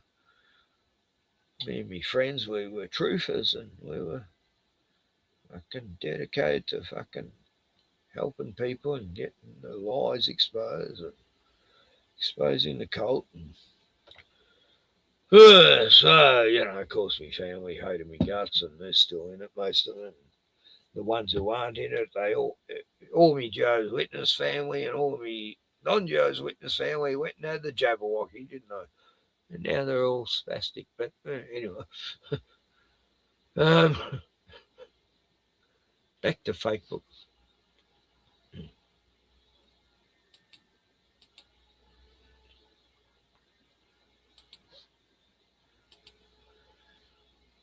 Going to give away most of your car, but you will still have your wheel, but it'll be around your neck, and over time it'll get tighter and tighter, suffocating and killing most of you. But don't worry about that. I think he's a bit gay, this guy, but anyway. Trust me, we're the British, baby. This is what we do everywhere we go. The natives are like, oh my God, Britain, do it again. That was so much fun. Do it again. Do it again. In fact, right now, we're in a place called India, and we're about to cut that country up, create a new country called Pakistan. And believe me, both India and Pakistan are both just going to get along like BFFs forever. Trust me. It's going to be like one of our greatest legacies. You don't believe me? All right, well, speak to the Indians yourself. You speak to the Indians. The Indians are like, don't trust these talcum powder faces, okay? Don't. We were just standing there on the shores of... Oh, Angels, you got me going. Yeah. Oh, God, that fucking Stephen Letts. Oh my God, I've never seen such a lunatic or maniac. It's like, oh God, I'd love to do a whole stream about just that one guy, let alone the Morrison guy and that drunk. And God, they got a great assortment of characters in that governing body. But this guy, you know, he's there's a lot of truth in his jokes, you know, and he does it well because he'll mock his own race, other races, not just Israel, so he can get away with it because he's including everything. So it's very, you know, like that's the way to do it, you know. It's like if you're going to mock one particular people, you got to make out it's not just about them, even though it is really. Of India, and suddenly this boat rocks up, and we're like, "Oh, hello, white boat people. Can we interest you in a table for one?" Oh, they just walked right in. Look at that, Raj. Wow, the confidence of a white prince. Make yourselves at home. They've taken my home. Okay. What are they doing to the place? Okay. 200 years later, they're like, you know, it's getting a bit late, and we are a bit hungry, but you have sent all of our food to England, including spices. In a way, he's explaining why his country's a shithole like India. It's because of what happened in the past, you know, of course. The colonialism and stuff, but For some reason, you don't like flavor, but you have sent spices to England. Did you mean to send the mayonnaise instead? But bit of confusion. We are hungry. Do you need a lift home? We are a nation of taxi drivers. We can drop you home. Uber X as well, you know. Oh, if you want Uber Black, you will need to go to the classier brown country you have colonized, Sri Lanka, actually. Much better looking people. They are the surgeons in the hospital, not the bloody GP. The bloody... Oh, that's what he's Sri Lanka. GP. Surgeons. Any Indians here tonight? Shut up, Indians. No one cares. There is 1 billion of you. We are rare Pokemons. You are... Okay, we'll save the brown on brown racism for next show. Anyway, the British were like, don't worry, we're going to leave. And they left. They cut up the country before they left. And they created Pakistan, killed like 500,000 people instantly, displaced 1.5 million people, drained India of $1 trillion, which now makes it impossible for India to ever come out of poverty. And they left. Took the best unashamedly. Took the Kohinoor diamond, which is valued at like 250 million pounds. They took it. The Queen used to wear it on her crown during the Christmas message. Everyone be nice to each other, look after each other, Merry Christmas, be kind to each other. Indians were just looking at that like, give us back that rock, give it back.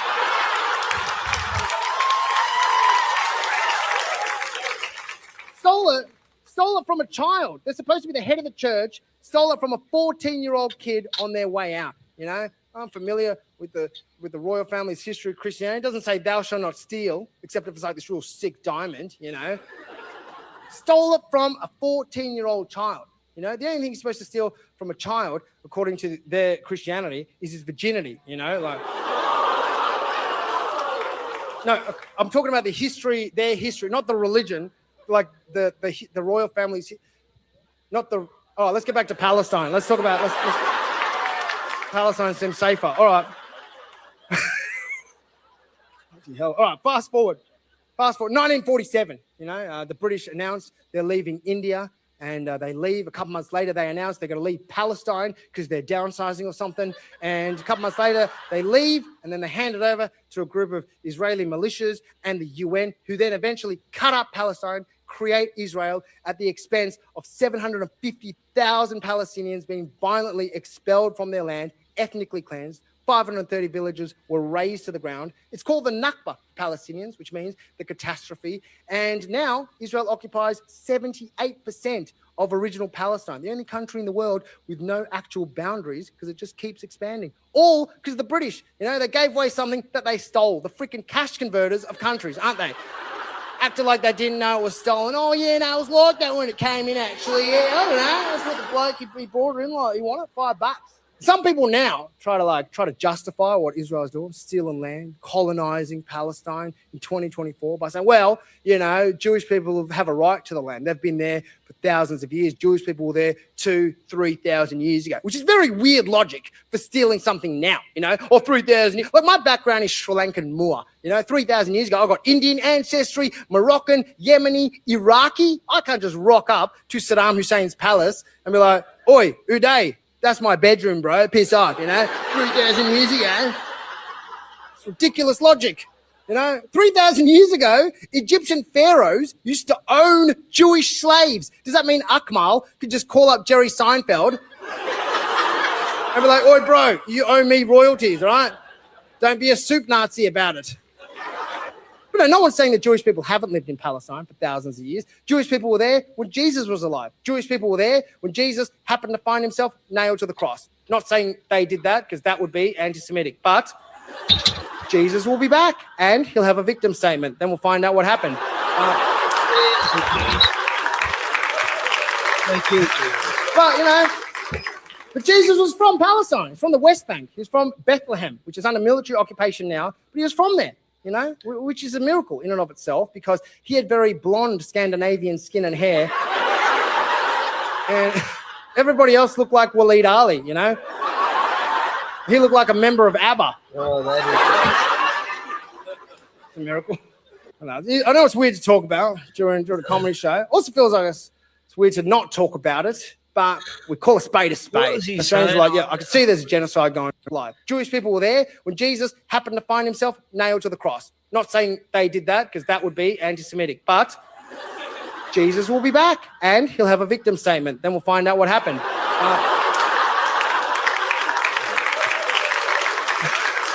Right, so that's what I want to say. Yeah, so remember when Jesus said, forgive them, Father,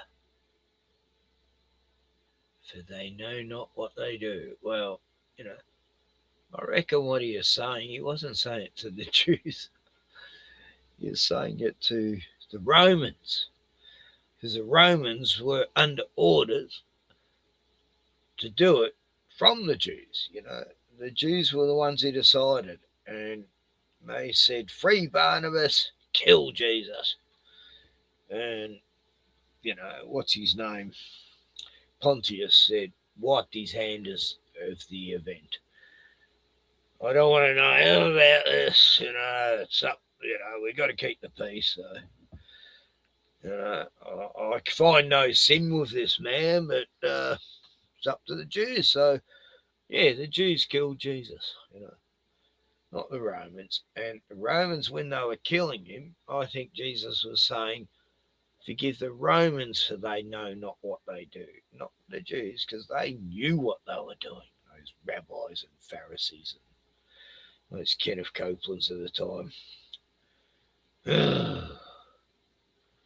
Anyway,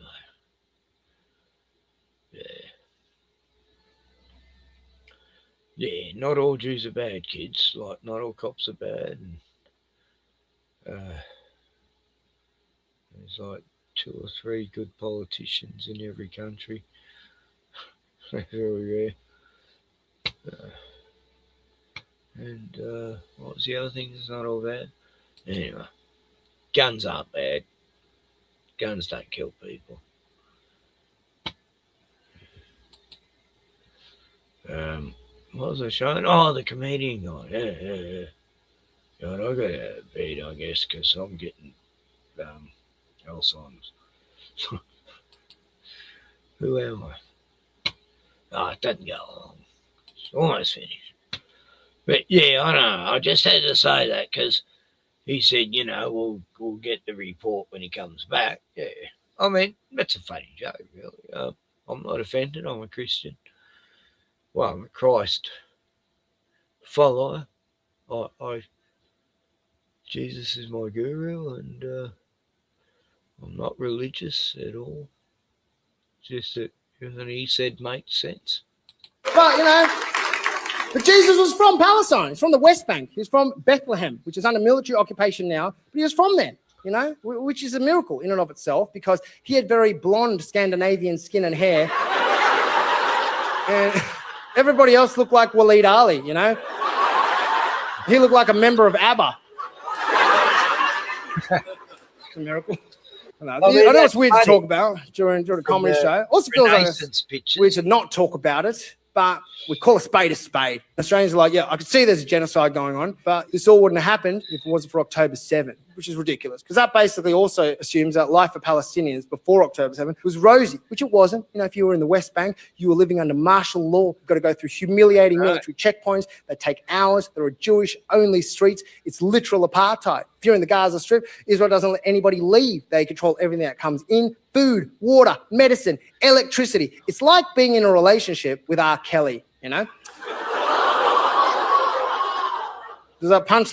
Yeah, it's been an open concentration camp for 25 years. Like, that's when it became really full on, you know. But, Try and justify the speech. I've got Palestinian friends who were forced to leave when Israel was created at gunpoint. Some of them, all they got to take was the key to their home. But now they are forbidden from returning. You know, but if you were a Jewish person anywhere in the world, or you've got one Jewish parent, or you're a convert to Judaism, you're allowed to go, full citizenship, full rights. I've got a friend, he's a convert to Judaism, and he's allowed to move there, even though he still has his training wheels on his freshly circumcised penis. Like, he's allowed to go. Does that punchline justify the speech? 10 years ago, I did that show, Legally Brown. Did you guys watch that? Thank you very much. You paid for it. I wore this T-shirt that said Free Gaza. It was at a time when Israel was bombing Gaza. Doesn't really narrow it down, to be honest. And one of the execs at SBS called me up and said, "Hey, Nazim, love the episode, really funny stuff. That T-shirt, though, we're going to have to delete it because it's offensive." And so then they, frame by frame, spent $10,000 deleting Free Gaza from a T-shirt. Now, at the time, I didn't say anything because I'm like, well, I'm one member of this team, you know, I don't want to rock the boat. And also standing up for Palestine, that's a long game. It's not all about doing it now. But 10 years on, being a dad, watching my friends watch their family die in 4K on their phones, clearly silence only enables the bully. There's no such thing as being silent and playing the long game, all right?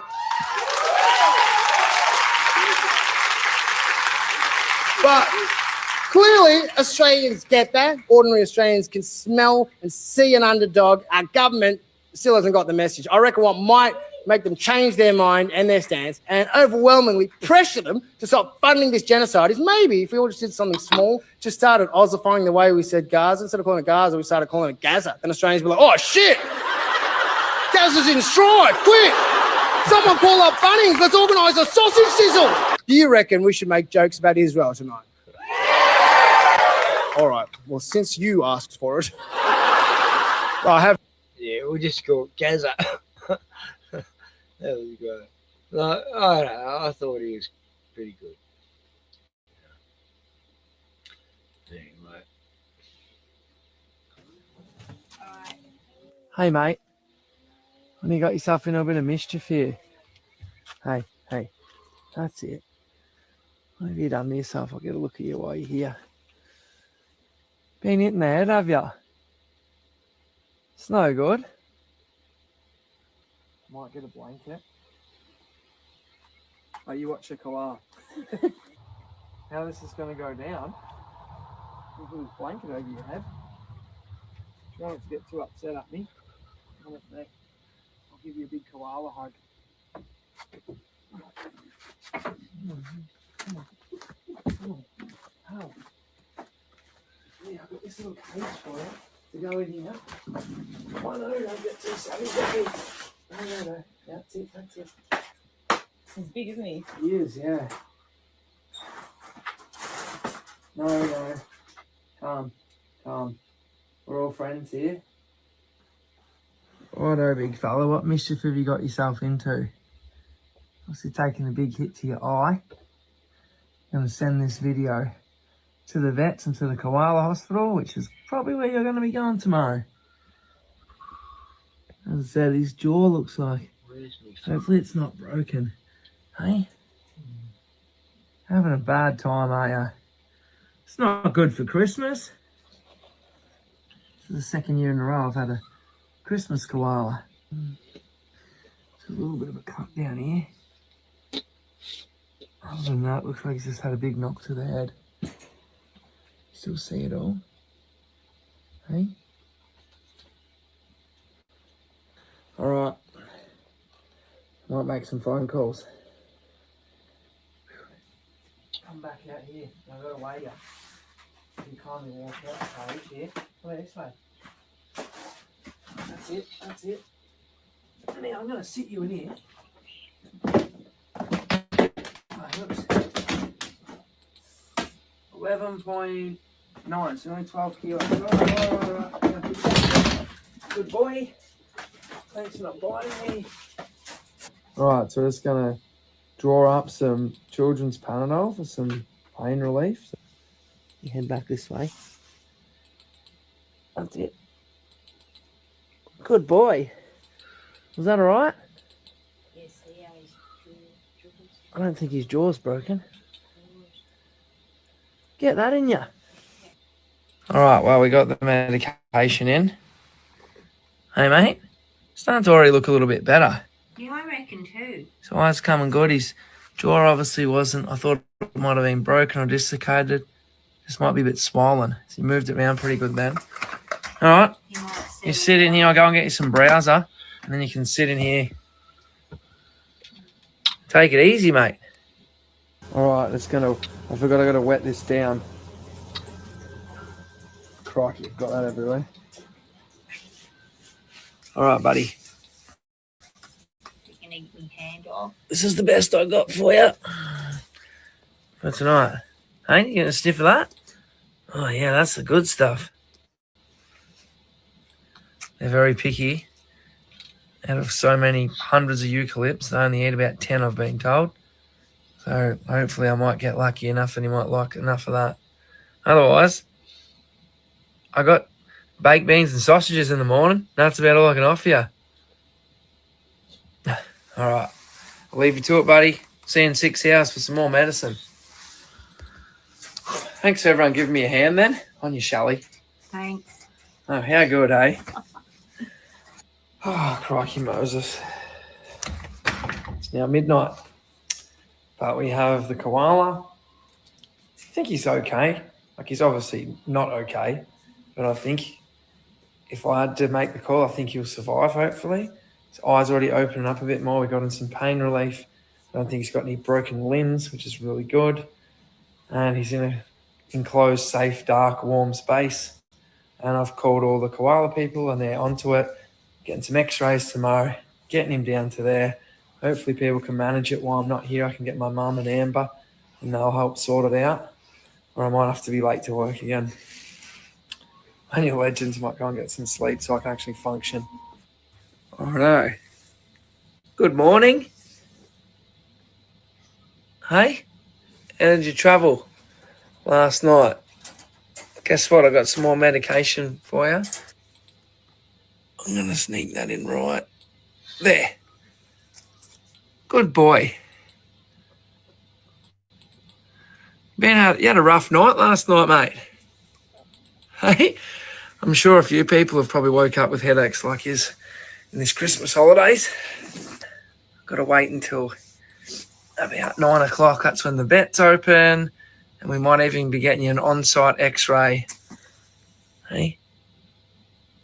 Well done. You've been a good boy.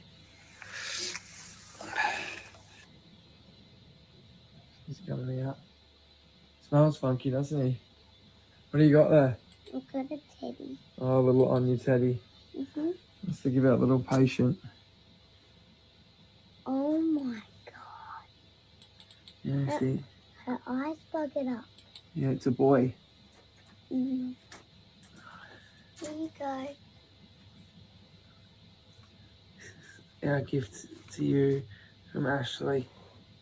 Mm-hmm. To keep you company till help arrives. I think he likes it. We've got to keep him. It's your mum's job today to help out with me. The wildlife people are coming to do some x-rays of his head. Because he got donged on the lid by a car by the look of it. Like, bonk. Yeah. Alright, I'm going to work today here. Be a cuddle. I'm going to miss you so much. Ah, Hey? Alright, I'm relying on you.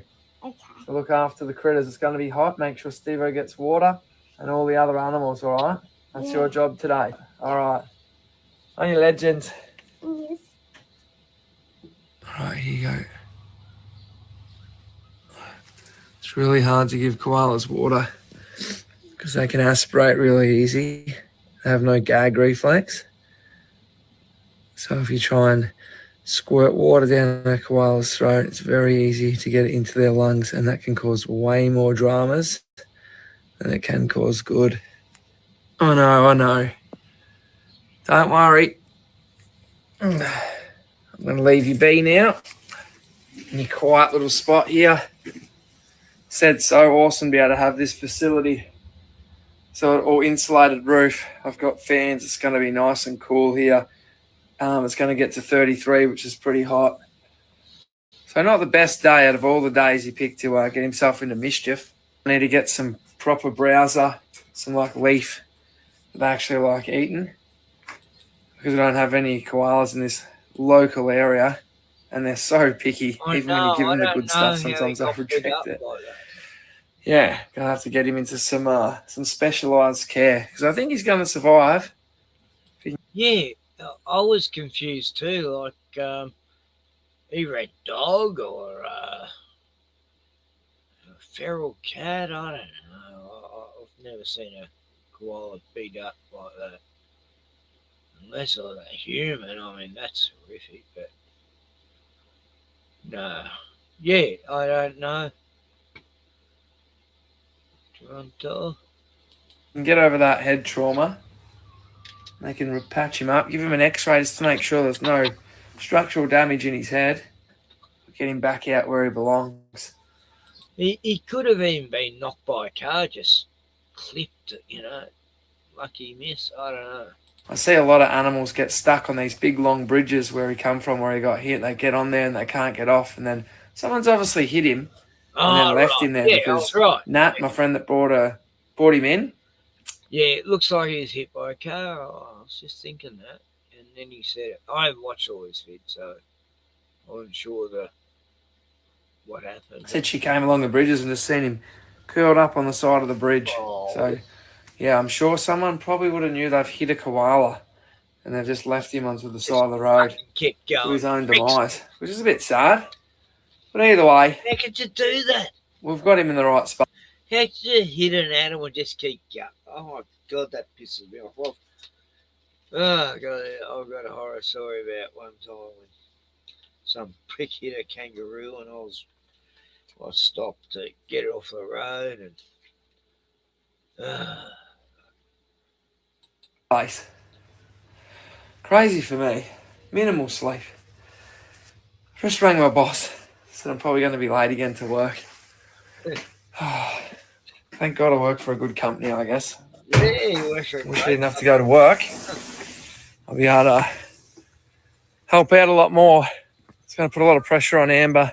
Might have to get my mum around as well. Maybe even Malik. Poor Amber. This time of year is crazy for any wildlife carers. I tell you, there's more people on the roads. There's more animals getting injured. As I said, 33 degrees today. Resources are spread thin. But if it was easy, everyone would be doing it. Well, just clocking into work here. Crazy business. I've had the last week off, and any of that could have happened in the week off. And it always has to happen when I'm supposed to be going back to work. 5 12-hour days. And the poor old koala has to roll in. But just rang my mum. Amber's all over it. I think it's going to be all right. Well, I've just got home from work. Come home to our little patient. He's looking fairly good. Amber's been looking after him today. My mum got him some red gum leaves, which he's been chowing down. Did you like that, mate? Hey, I spent half the day on the phone to Wildlife Victoria, various vets. The girls some... Yeah, he's had concussion, it looks like, from that eye. Real bad knock. Raymond Island koala shelter. Amber's just... What, you got some more pain relief? Yeah. And you got all the medication. We've devised a plan. So he's going down tomorrow to have x-rays. He's all booked in and he's going to stay at the shelter and have heaps of new friends. Your eyes looking better. Eating some food. He's looking a lot more alert. We've learned a lot along the way. This is our first koala we've had come in at this capacity. So a lot of phone calls that's been made this time of the year's made it really tricky just to be able to get in places and get the right help and that, but everyone's reached out. It's been really good. So, hey, mate, do you want to put some more fresh leaves in here for you? What do you reckon? Don't worry, I won't put you in with the wombats, I promise. Just have this. Yes, that's it. Bang. Oh, yeah. Is that good? Thank you. That makes me happy. Strawberry flavour. You a big fan of the strawbs, mate? It's been chewing away at a bit of this foliage, which is good. Now I'm going to have to go and pick some new stuff. Just want to give him the best care I can.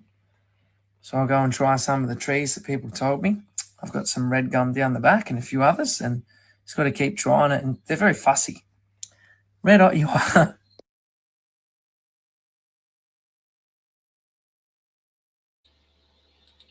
Yeah, the fussy which leaves they eat. Like, I had a best mate koala for 10 years, you know, before I come here. I miss him. I hope he's still alive. He used to come and show me his new baby with his girlfriend, and yeah, he used to come in my hen house and I was able to pat him, no worries. They're so easy to tame, really.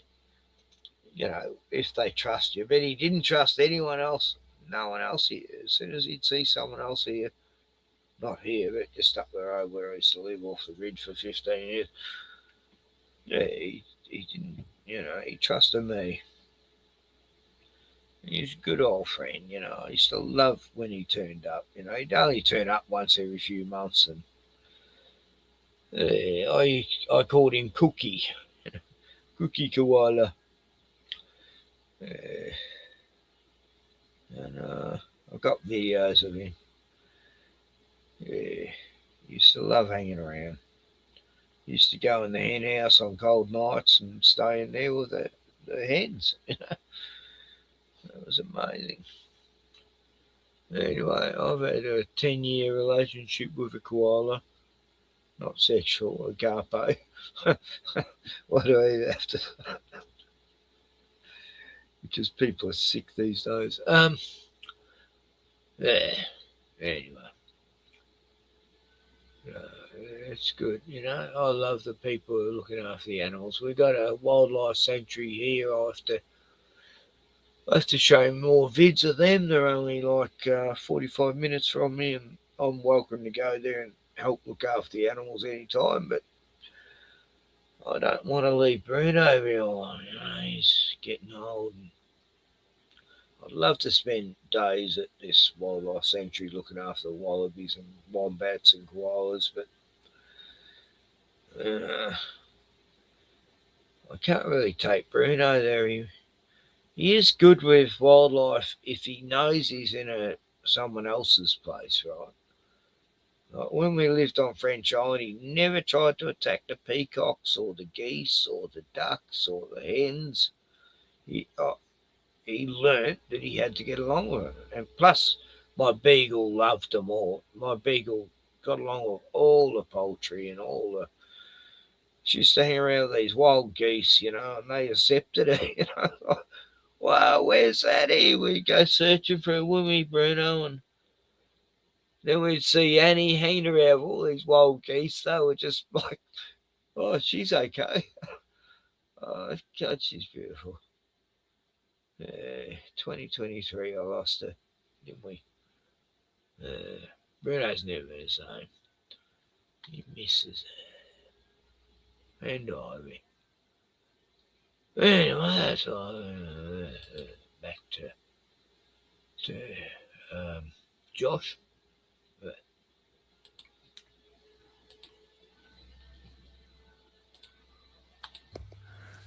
I guess it's like eating hospital food in the hospital. Yep, well, this looks kosher. Just out. They're very gentle critters, really. You know, once they trust you, and their fur is the most beautiful fur. I'd love to have a jacket of koala skin. No, I'm joking. But it is the most beautiful, softest fur. Getting some more food for this koala. Standing on my roof rack. About to try and use my saber saw to trim a few of these nice shoots off. Apparently, what I've learnt is that if you're going to feed the koalas, any tree you get it off, the root system of the tree should be ideally more than 5 years old. I thought this would just be easy. So I get them some leaves and they'll eat it. No wonder what such specialised care. They're fussy buggers, these koalas, I tell you, not like our wombats. You give them some grass, they'll eat it. Bloody tree wombats, they're fussy. All right, I better go here. I'm trying to fall off my roof. That's farming. This is one of me big red gum trees. My koala loved blue gum, that was his favourite, and that's why he hung around, because he loved all the blue gum trees, there's thousands on the 40 acres I lived on. But yeah, others love other eucalyptuses. It's weird, yeah. They're fussy, just like people. I'm sure he'd love to eat some leaves off that. The only problem is, it's about 10 stories tall. So I had to get one off a smaller sister tree over here. Climb up on my roof rack and trim them off for up there.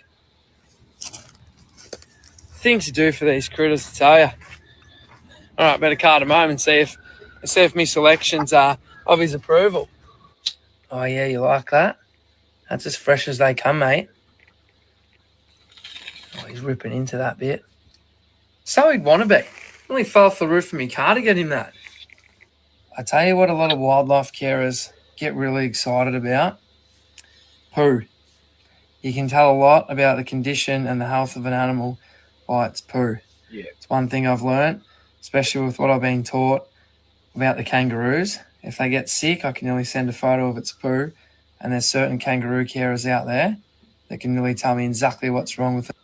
If that's kangaroo poo, it's normally very round-ish.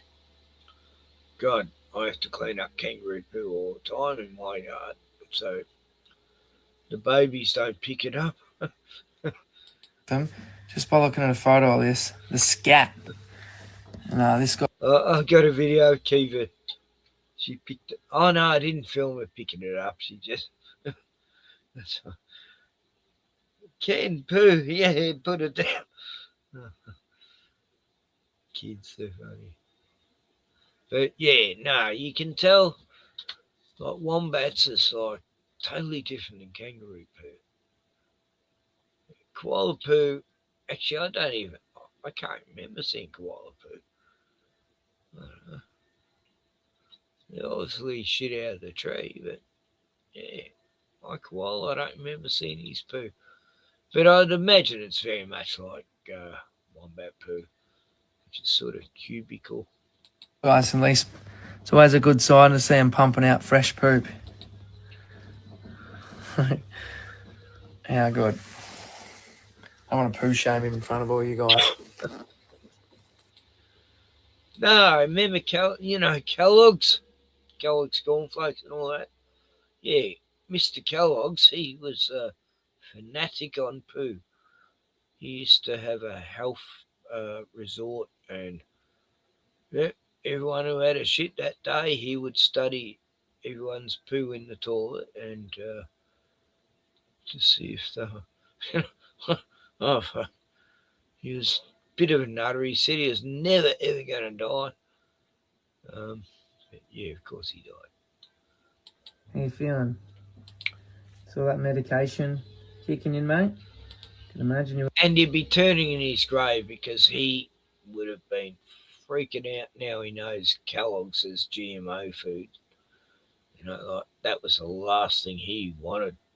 Americans have the best nutritional cereal on earth. You had a massive headache. What mischief did you get yourself in? All right. I better not give him too much special treatment. I've got heaps of other critters around here. Coming off a 12-hour shift at work and driving an hour home. Still got to get about and feed those critters. I'm a bit sad because tomorrow he's going, but I think I've done my due diligence here and I've learned a lot. And it's been a really good experience. I've met some really good connections out of this and learned a few good things along the way, which is what it's all about when you're in this space.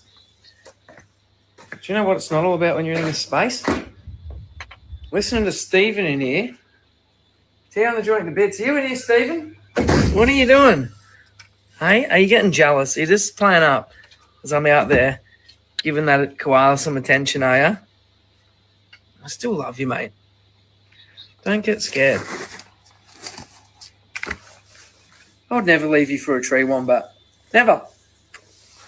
All right, off you go. All right, legends. So get me stuff. So just get sidetracked. It's crazy business out here. Oh, crikey, Moses. It's just getting daylight here. Got all the critters. It's a foggy morning. It means it's going to be pretty hot again today, I think.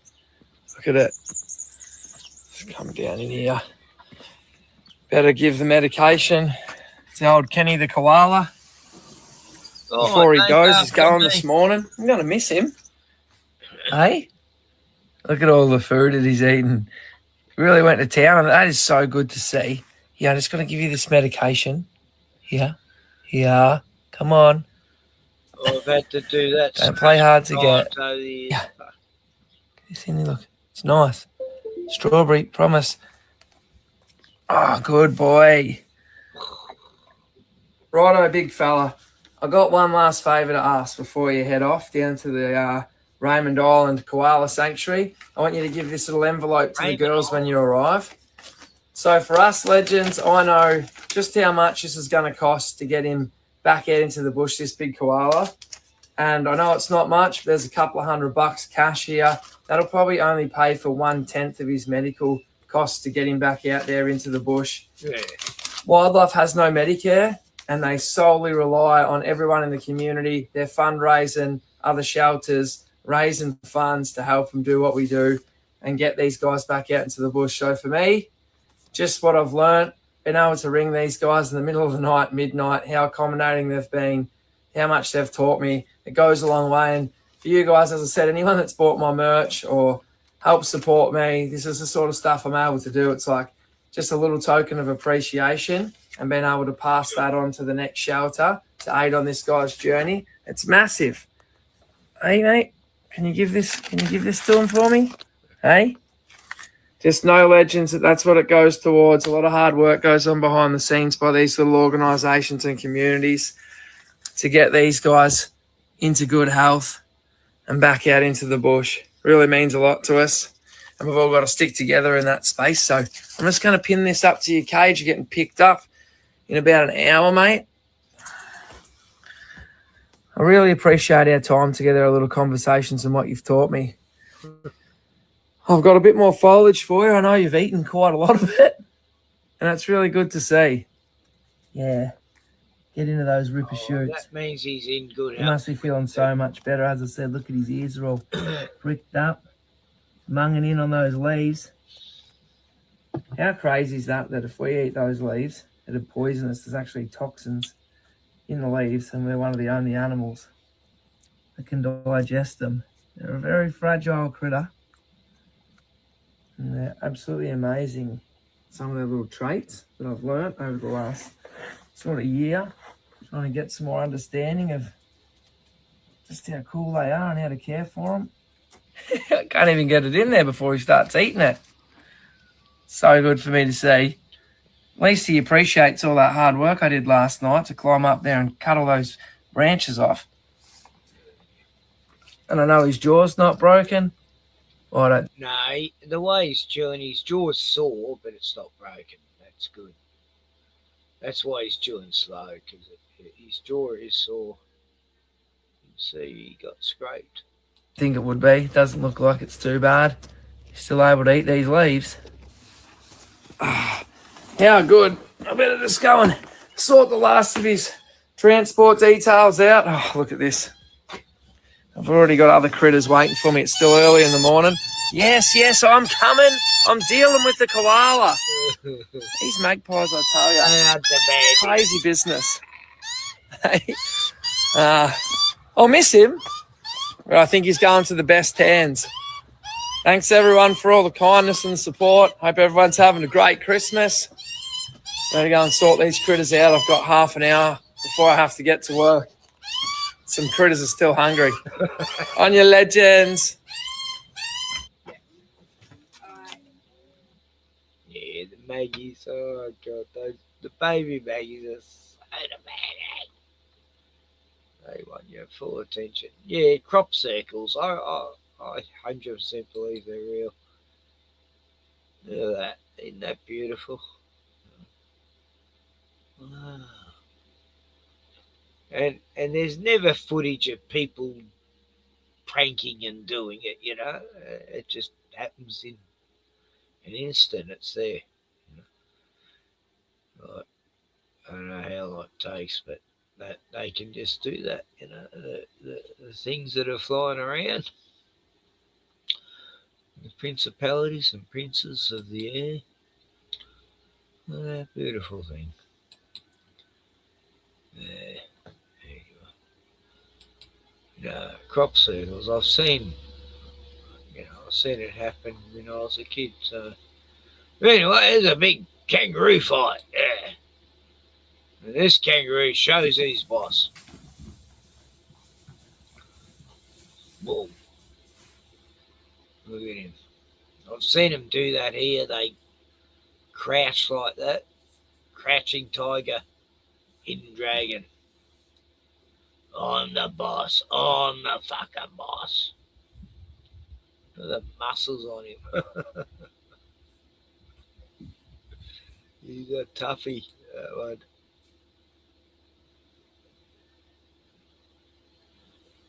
Yeah, exactly, Toronto. They're happening all the time over in certain parts of the UK, and they're just not reported on.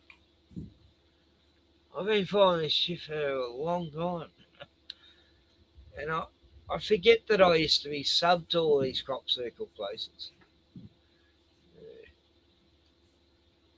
Look at these kangas and a standoff. He's going on, boss.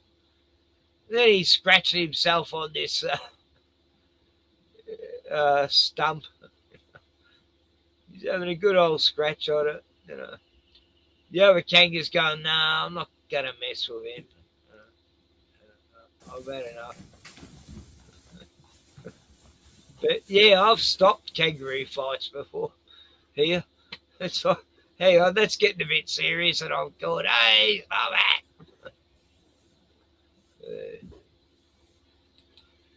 No, actually, you know, I don't like seeing them hurt each other, and I'll see them bloody strangling each other and shit. Anyway, this looks like a nice place in, I don't know where it is, some place somewhere in Australia. But it looks pretty cool. The pool noodle float down Gregory River at the free camp. Hang on, it's got a bit of current going, so it's hard to control. Look at this corner. Oh, look at this tree. No. We've never stayed here before. I don't know why. Because it's one of the best spots ever. So good. Oh, you just keep cruising down the river. Get out at your campsite. It's like a massive spider web on it. This would be proper good for kids. You just camp up here for like 5 days, I reckon. It's so nice. Oh, speed now. They're like 15k an hour. I reckon we do. We go all the way down past the bridge. What do you reckon? Yep. There's camp. Hello. Don't hit the pylon. Oh, it's pretty cool. That's so cool. Need 2 noodles to get me to float, I reckon. Should have bought 3. Get up speed. Oh, it's so deep here, I can't touch. Oh, yes. Whoa, hang on to it. Jesus. There you go. That's the float. I'm going to show you the pool noodle float down the Gregory River at the free camp. Hang on, it's got a bit of current going, so it's hard to control. Look at this corner. Oh, look at this tree. Whoosh. No. Yeah, I wouldn't need the noodles. Well, anyway, I think I've showed everything decent on Dancing Machete Peoples and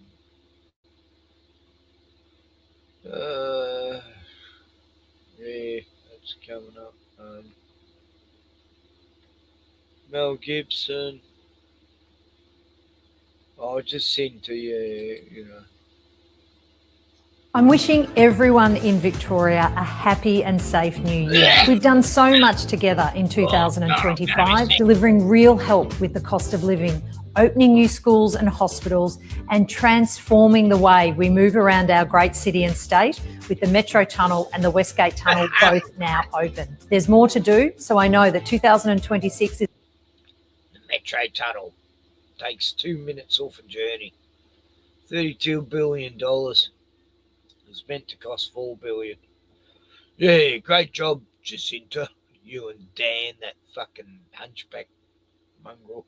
is going to be another big year. Over the holidays, enjoy some rest, explore everything on offer across our great state. I wish you and your family a great 2026. You do not. Happy New Year. You lying fucking piece of shit. You want to kill us all. You commie, Zionist piece of shit.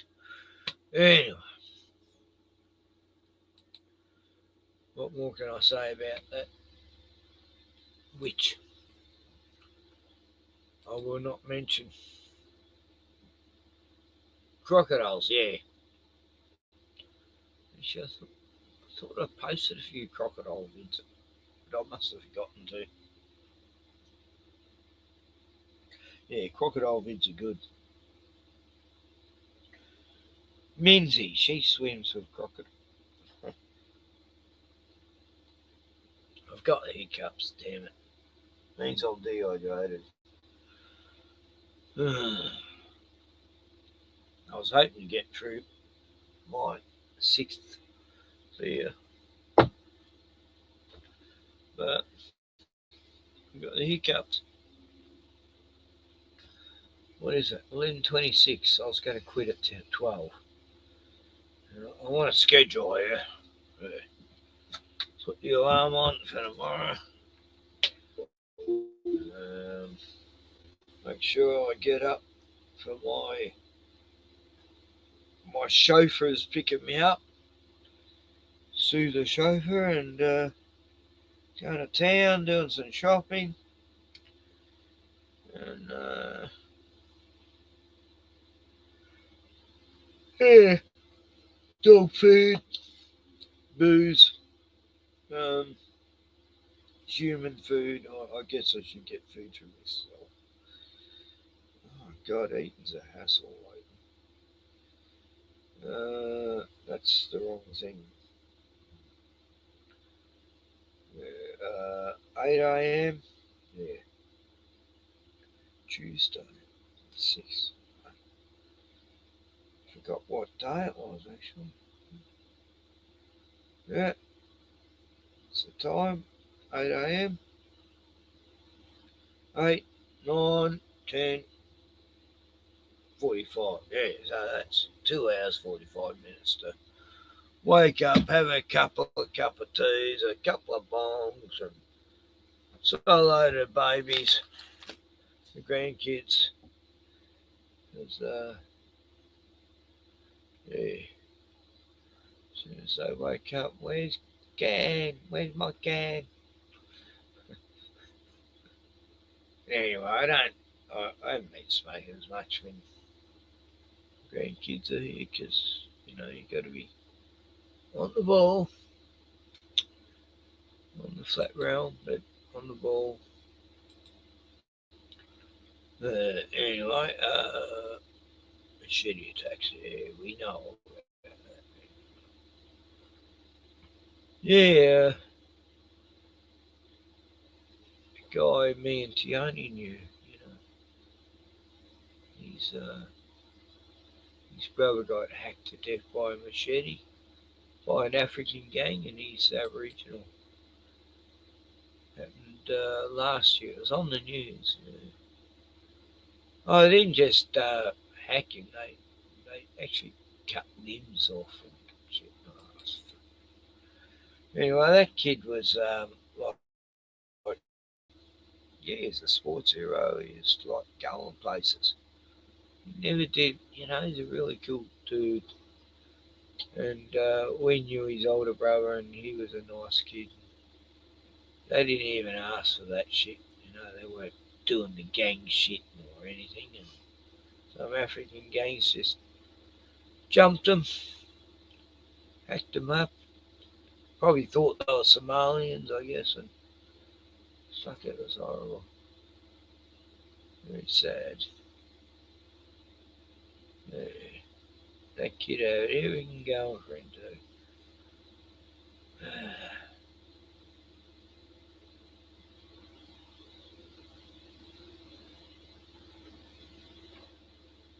A lot of me Indigenous mates over the years have died because of just bad things.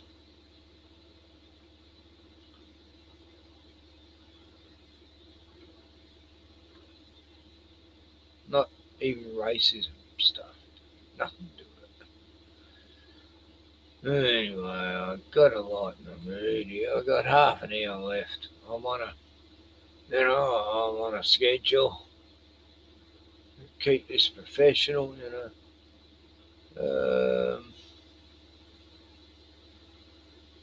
Erica Kirk. God, she's a demon, isn't she?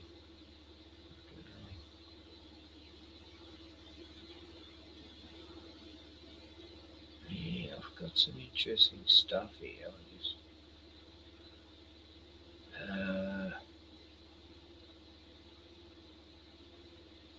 Seconds of Horror, yeah, that was a good one.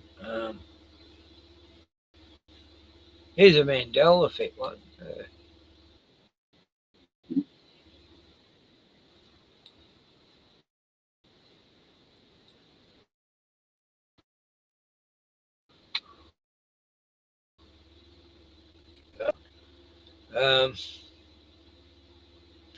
Oh, you got back from shopping? Yeah, I'm going shopping tomorrow. And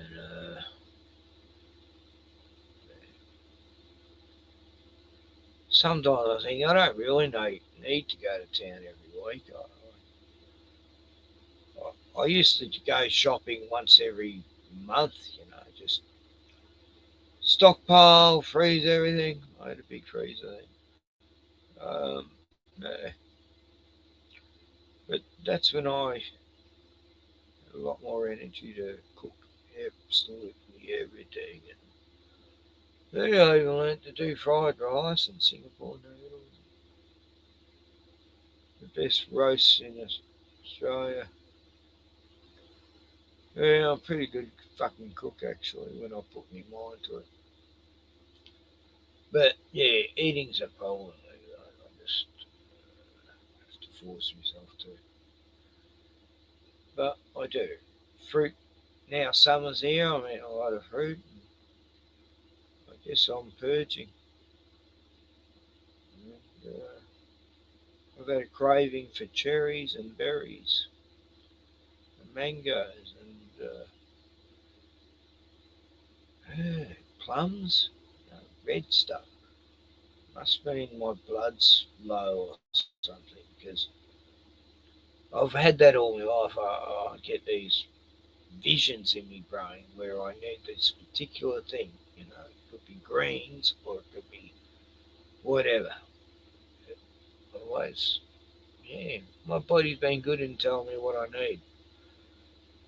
You got to start drinking the purest water you can fucking find, or you're going to die, cunt. Yeah. I don't know if that's God or what, but hey, artichokes, yeah. I've got pomegranate. Yeah, pomegranate juice. I bought the other day. Yeah, it's pure. That's my drink. Yeah, that's another red thing. It's been I've had cherries for like a month now. Every week I buy a whole bunch of cherries. And I don't know why. I just crave them. It's like mushrooms and steak. I crave mushrooms for the last 3-4 months. I know my body's trying to keep me alive because the things I ate, it's like, why do I crave that? And it's because it's probably stopping all the fucking toxins and shit that are killing us.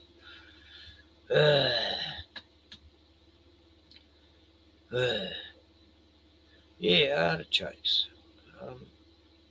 Pomegranates. It's amazing that pomegranates are still not GMO. Didn't that come from Israel? No, it didn't come from Palestine. Anyway,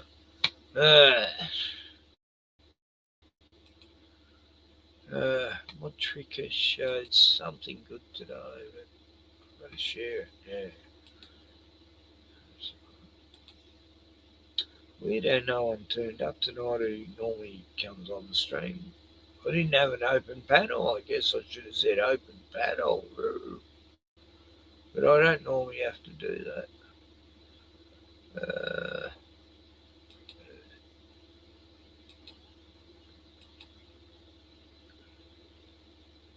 Have I done any new videos of my own? I think so. Can't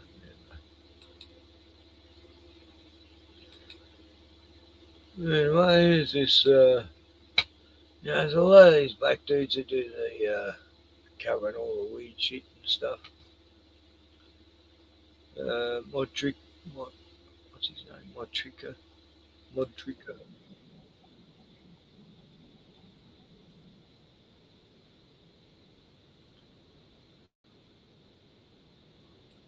And I might have to slow it down. I can't be speaking too quick.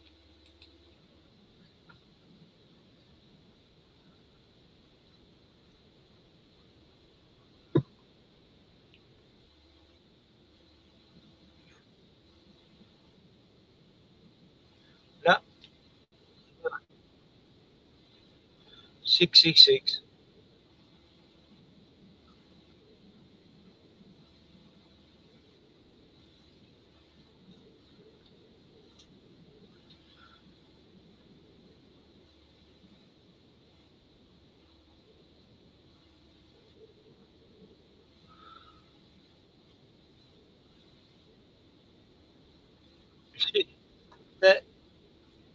That poster makes no sense.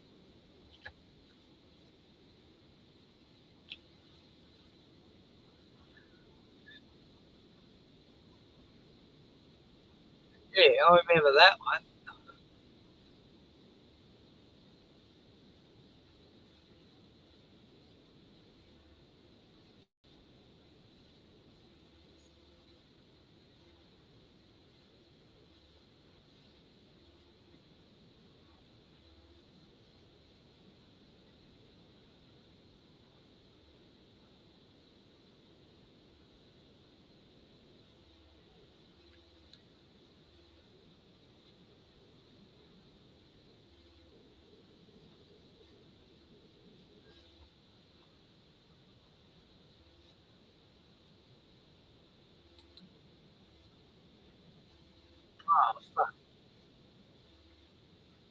Center than it is on the edges. That's how it computes rain density. The rain is denser when it's purple, it's lighter when it's green, and it's orange, yellow, and red when it's moderate. So what do they call that? Where people think it used to be something that it ain't no more? Mandela. Yeah, StreamYard's changed. When you used to be able to just add something that come up straight away. Now you have to actually add it, double add it. You know, it's like, what the fuck? Effect or something. Is this one of those? Because I don't remember that. That ain't clear as day. Like, what the f is he? Like, why is it in front of his face? Like, you want a cup of tea? What is that? I don't know what that could even have to do with the movie. Strangest places you see this. I know for sure Kevin wasn't throwing up the 666s on the original cover, so they must have changed this recently. Whoever did is a real heathen for ruining a Christmas classic like this. My wife and I are filming this little guy flying around the room and an orb. It's chasing the orb. It almost caught it. Look, I'm going to chase it. Watch this. You're going to see its tail. Oh, it's going to slow it down for you. Watch right there.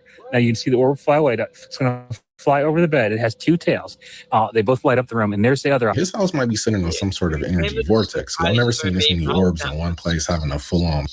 Like, why is it in front of his face? Like, what the fuck? When was I mean, I know he's a satanic little shit. You know? fucking party monster. Hangs around that fucking cunt who murdered this guy called Angel. What was it? What do they call themselves back then? Those freakazoids who used to go on Jerry Springer. And yeah, they killed this guy and they cut him up and everything, because they owed drug money to him. And he'd been, they really abused the guy, he was, it was a gay glam scene where they'd all dress up as freaks and shit. And anyway, when he got out of prison, this guy, he hung around Macaulay, they all had a ball. And then Macaulay plays him a few years later. What a sick club. So that 666 thing, they probably just made that. Well, it's on one of them streaming things, so they do often create a new cover for a movie on these streaming things. And so I don't think it's a Mandela effect. I think that's just a new poster for the whatever streaming shit this is on. Anyway, I've debunked the Mandela effect then. As far as Mandela, I don't ever remember him dying when they said he did. So Mandela effect for me doesn't actually include Mandela, because that never happened in my reality. He never died before he died, all that shit. I remember getting out of prison. Yeah, I remember all them years he was in prison and shit, and, allegedly, and then he did the apartheid, and then Africa went to shit, and his wife used to necktie people with rubber tyres and burning them on fire. What a lovely lady. He was married, was that Winnie, I think, Winnie Mandela. She was a Jehovah's Witness, actually. Used to force people to be Jehovah's Witnesses, or she fucking burned them to death. It's funny how Western cults get misinterpreted in other countries. There's a guy back in the 70s, I think it was, an African rebel, and Jehovah's Witnesses brought the message of the word to him, Jehovah and the Watchtower and all that, and he became a Jehovah's Witness, and then he used to sleep with like 6 or 7 women, and then he'd go down the river and baptize people with a big giant wooden Bible and smash them over the head, and in one day he murdered like 100 people, Bodies just kept flowing down the river. He just kept baptizing them and smashing them over the head. They ended up sending the whole army in to find this lunatic who killed like hundreds of people. They eventually killed him and stopped that mental Jehovah's Witness psycho cult that was slightly misinterpreted for the original cult, but bad, evil karma.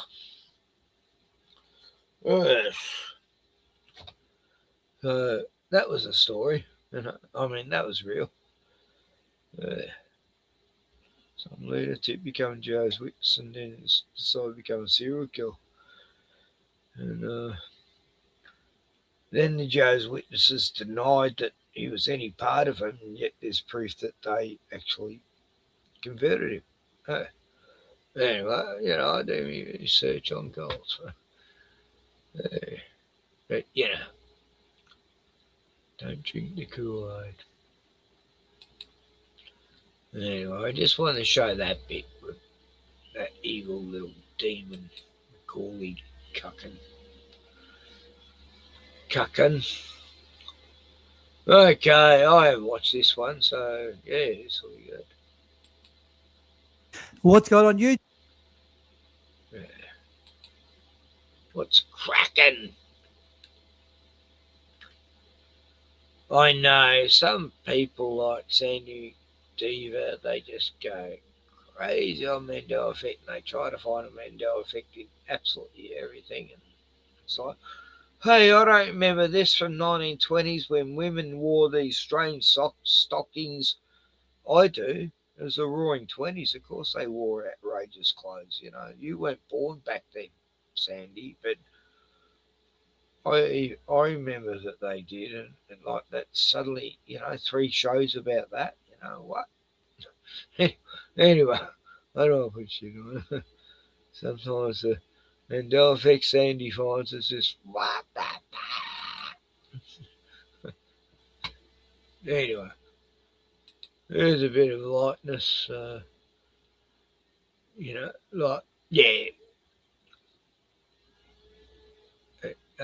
What's his name? SC Reviews. SC, yeah. Sub to SC, like, subscribe.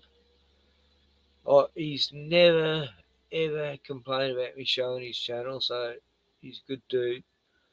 I'd say he lives in Melbourne. He won't tell me where he lives in Australia. I've asked him before, but he goes, I might reveal that later on up the track, and that was like 3 years ago, but YouTube, I am back. So we're here to talk about fatiguers, getting reality checks, getting better karma, getting cut down to size. That's all we're talking about. That's what I want to see. That's what you want to see. We got Elon Musk putting the fear of God into one of these Somalis. That was awesome to see. We'll check that out. We got plenty of examples of the police arresting low-life garbage.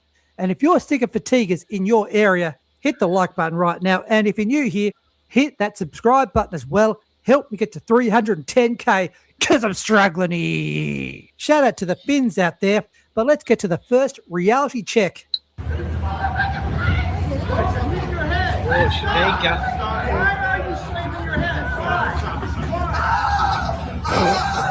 George Floyd. Oh my God, dude, what the? Help me, they're killing me. You're cooked, my boy. You're cooked. Chuck him in a bed. I can't breathe. Oh, God. Put him in a straitjacket, chuck him in a bin, take him to the dump. Now, this one did not want to get out of the car. So the cop said, fuck this. Time to break your window. Check this out. Listen. Yes, there is, because I'm telling you to. In the state of Maryland, I can tell you to get out of the car. So you're going to get out of the car, you're going to go to jail. I'm going to tell you one more time, get out of the car. Do you understand me? Do you understand me? Get out of the car now. What's your probable cause? I don't need probable cause.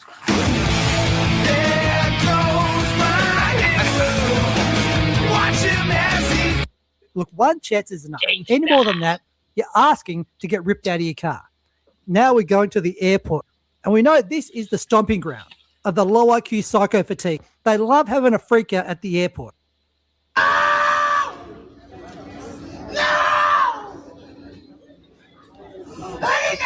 I can't breathe. No!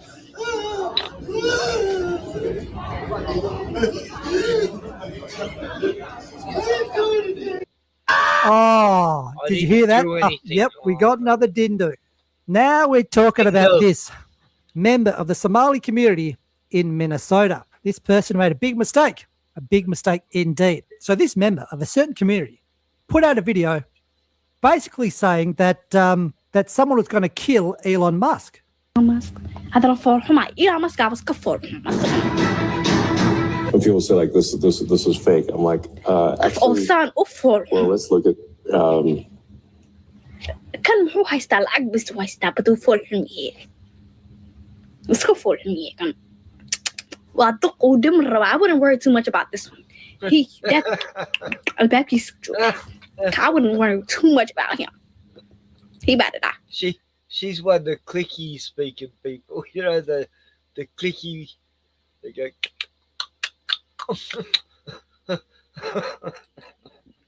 But just speaking on the language you were speaking at the start there, why do we import these people?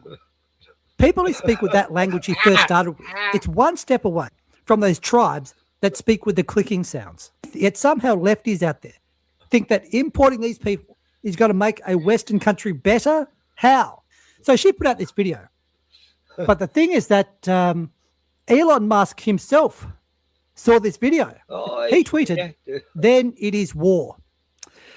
Yes, that's a bad sign. That's a bad sign indeed. Okay, very bad, very bad, very bad for her. Because as you know, he has many followers out there. And I'm sure quite a few are very tech savvy and can find out who someone is rather easily. Which God, Elon got butthurt over her. For fuck's sake. Fucking. What is Elon anyway? Him and his Damien son. I mean, ex. they did.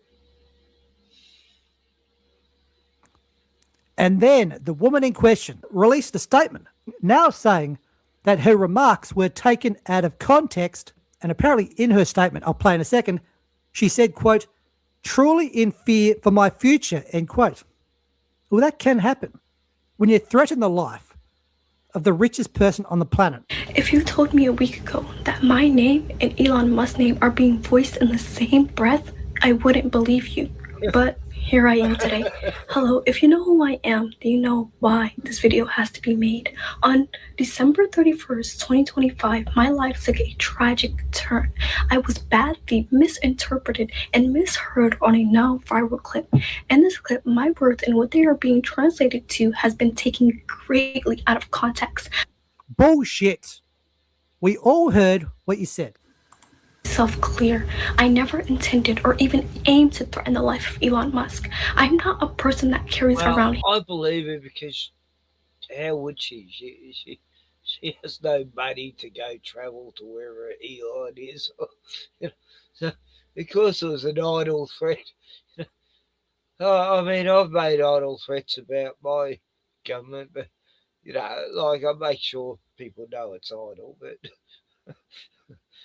It's just a joke, but hate, and it's been deeply hurtful to watch how that's turned into me being dehumanized and painted as a villain. For context, the clip going viral was taken from a longer live segment and edited in a way that removes the heart of what I was trying to say. During that stream, some of my supporters asked me about my thoughts on Elon Musk in relation to his health after viral photos of him in swim shorts surfaced. My intention was to never mock, insult, or be cruel. God help us. It is just lie after lie after lie. Oh, come Can on. anyone from her community tell the truth? I'll play a Come few on, seconds more of this because you're I can't even right. take this bullshit. This is funny. In any way, what I was trying to express came from my personal experience. As a person gets older, health becomes more important. And it is No, we're not doing this. That is complete and utter BS. God, SC, you want to marry her, don't you? She knows what she said. We know what she said. So I think the next step should be for Trump to deport this person ASAP. Get him out. Let's move on to this one. Here we have a Shaniqua in Walmart trying to do a runner from the cops. It's so bad. I mean, where the hell did she think she was running to? I don't know. You ain't walking off.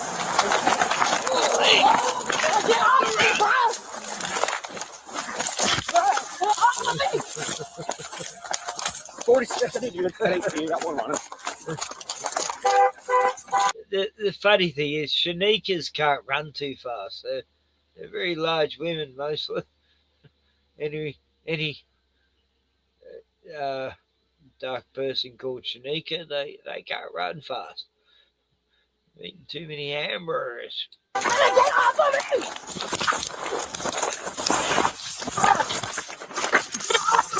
Try to do a run. Bro, get off of me! Put taste on your back. No! Oh, yeah. Do I get taste? Can you get off of me? I can't breathe right now. I got an asthma. Can I turn over? I can't All right, breathe. stop it now. That's a common thing, isn't it? I Bro, can't get breathe. off of me! Put your hands behind your back. Can I get up? No! Get the taser out. Put your hand on your back. My hand is behind my back.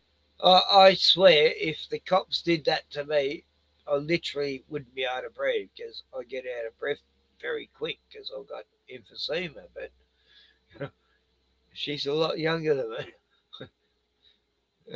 Hand. I You also can't getting a bill for my breathe. pants. Get what? I'm gonna get what? A bill for my pants. I'm not getting no bill for your pants. This idiot here. God, I love these ones.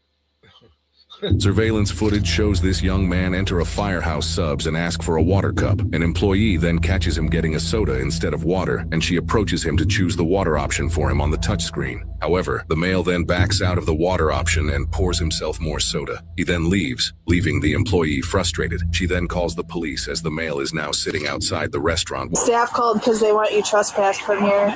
Staff called because you've been going in there taking water and stealing soda and not really serving any purpose being here, so they want you trespassed. All right, so then you gotta get up and walk away. I can trespass you. Or I can. That's what I'm doing. I'm telling you to leave. Are you the manager of Firehouse? It don't matter. I can explain it to you, but I can't understand it for you. You need to leave. Put your hands behind your back. You're under arrest. I'm not under arrest. I'm back. Do not fight. Don't fight us. Don't fight. Do not fight. All right, we're gonna stand here. Now you got resisting arrest. I'm not going to that jail. I'll go get shot today. Oh, Jesus Christ, I'm getting shot. I'm getting shot. I'm not going in there. Hell no, I'm not going in there. I'm getting shot today. The manager never said I got banned for the property. I said you were banned. No, shut the up. Shut the up. When I see you and I get out these cuffs, oh, Jesus Christ, I'll punch the out you. That's a felony. Okay, bet. Yes, indeed. I mean, no one's intimidated by this pussy-ass bitch here. Are you that much of a broke-ass bum that you can't afford a drink? Really? Hope you're having a good day as always. And as I always say, get the peons and that guy the hell out of my stinking house.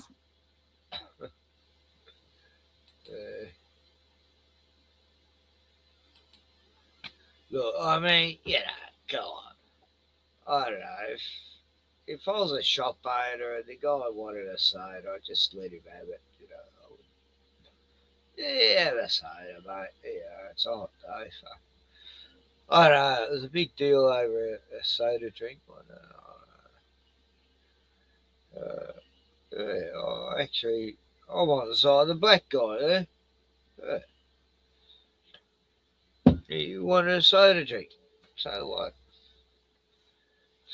Fucking cup of soda. It costs them nothing. And it's shit anyway. So, you shouldn't be drinking that stuff. Anyway, what is it? Oh, wow, 11:56. I said I'd go at 12. Because, 8 hours sleep. Shit like that. And I guess I gotta go. What can I leave on? Something very interesting and shit and stuff. Anyway, you only live once. I guess I can go half an hour over and rave on more and shit and stuff. There's something good I want to show.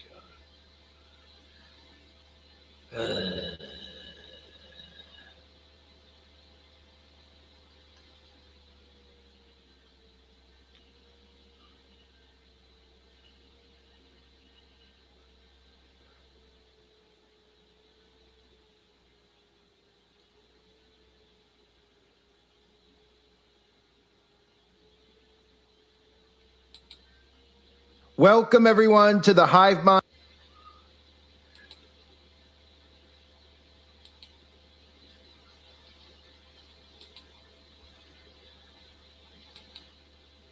Nation channel. Donald Trump last year hosted a New Year's Eve bash, which I broke down, and the video is available on the website, where, of course, he had celebrities like Sylvester Stallone, guys you could see flashing the 666 Illuminati hand symbol signs right in front of our faces. He had Elon Musk there, the man who was trying to bring in the Neuralink. And, of course, they paid tribute to the Village People, the band who promotes, and obviously the song, the YMCA, that Donald Trump always dances to, which is the NAMBLA national anthem, because that's really what the Village People song, the YMCA, is all about. Well, guess what? Donald Trump had another New Year's Eve bash this year, and he auctioned off a painting of Jesus for 2 points. Nah, it was probably that Toronto using his privilege, I'll just take what I want, Nah, you're probably right. $7.5 million. And of course, this was in front of Netanyahu and some of these other MAGA shills, these alt-right media people who just get invited to, Mar-a-Lago and the White House. We're supposed to believe this is organic. They just start social media accounts. They start YouTube channels, and they don't even surpass, some of the channels that I've made or any other, conspiracy theorist channel has made in regards to subscribers. And they're getting invited to the White House. They're getting invited to Mar-a-Lago to hang out and be in the same room as Donald Trump. Of course, you'd never be in the same room as these people unless you were one of them. You would never pass any type of clearance to be within 10 miles of any of these people. So you have to see this with the Jesus painting that gets auctioned off for $2.75 million, including the person painting the painting and the person who purchased the painting. And again, remember, this is on the heels of a week ago, Donald Trump with the Kennedy Center Honors Award show, where he gave Sylvester Stallone a medal. And of course, he gave the band Kiss an award, right? The band Kiss, who are known for being open Satanists. I mean, they won't openly admit it, but they reveal to you that they are. Kiss actually stands for Knights in Satan's Service. So a week before. That hand signal, yeah, the OAK sign wasn't. No, that was a thumbs up, and then they changed it, and it definitely is an Illuminati symbol now. At least for the last 30 years. Yeah. But yeah, it probably wasn't once, but now it is. Yeah, definitely. New Year's Eve, he's busy doing that with Gene Simmons and these other demons. And now he's auctioning off a painting. This is nothing but a mockery, right? This is a total mockery to Christianity. It's amazing that people think Trump is one of them. All these millionaires and billionaires in the same room, people who can spend $2.5 million in 2 minutes in a split decision, so to speak, and purchase a painting that is drawn of the depiction of what we're supposed to believe is the depiction, at least, of Jesus Christ. We could obviously get in debates about what Christ. No, I wouldn't say he's a kitty for love it. I'd say he might have liked young girls who might have been just under the age and shit.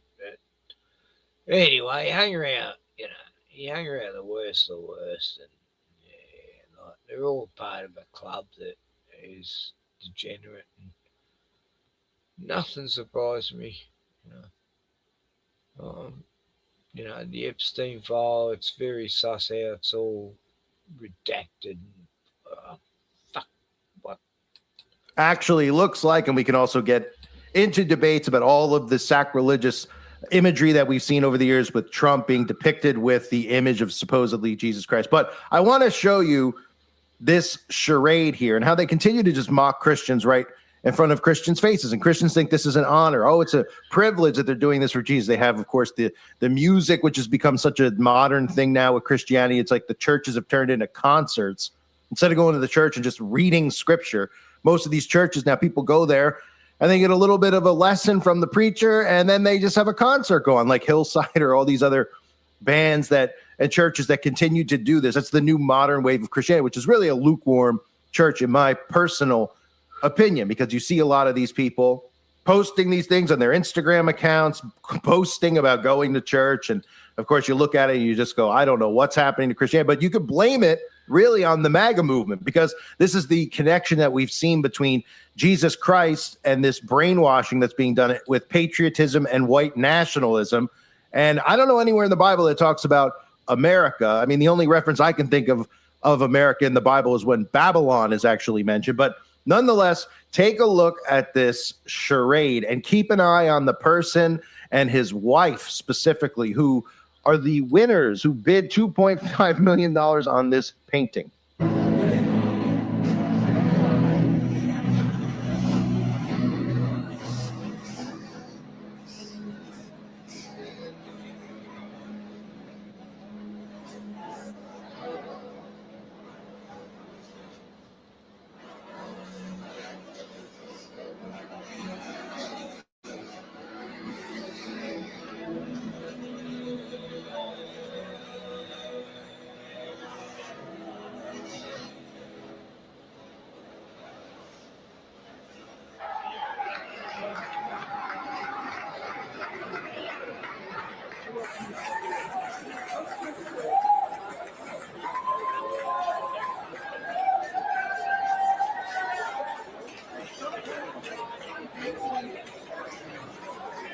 Great job.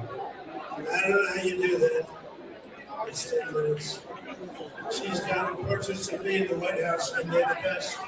I've replaced a lot of people with those portraits. I've had the greatest painters, you know, the White House recommends a list of 10 painters, and honestly, She looks very Jewish. That nose, very Barbra Streisand. Ugh. I use them, but this is the one that did the best painting, so I tell you that because these people are loaded with cash, just so you know. If you want to get a portrait, I would call Vanessa. All right, we're 2.5 million. Anybody else? Going once? 2,750,000. Who is it? Oh, I know who that guy is. Some Celebrity. celebrity. You don't want to know about some of these guys. We have 2,750,000. Do we have anything else? Any other bid? I want to thank you. Come on up at the stage. Come on up here. Come on up. Yeah, fuck is this? I think you made a good deal, actually. Come on up. That's great. How What about a that? Did you ever stage. sell one of your paintings for that? No? Whoa, look at this guy. This guy is good. He's a good man. What pomp and ceremony. Isn't this just atrocious? It's like the Erica Kirk fireworks fucking shows. And, oh, wow. It's like we're living Back to the Future Biff world, but on steroids. Successful guy, Jim. I want to thank you very much. It's a very nice outfit. I love this outfit. Thank you very much. Oh, is that Madonna? I swear Beautiful that's job, Madonna. right? Thank you, everybody, very much.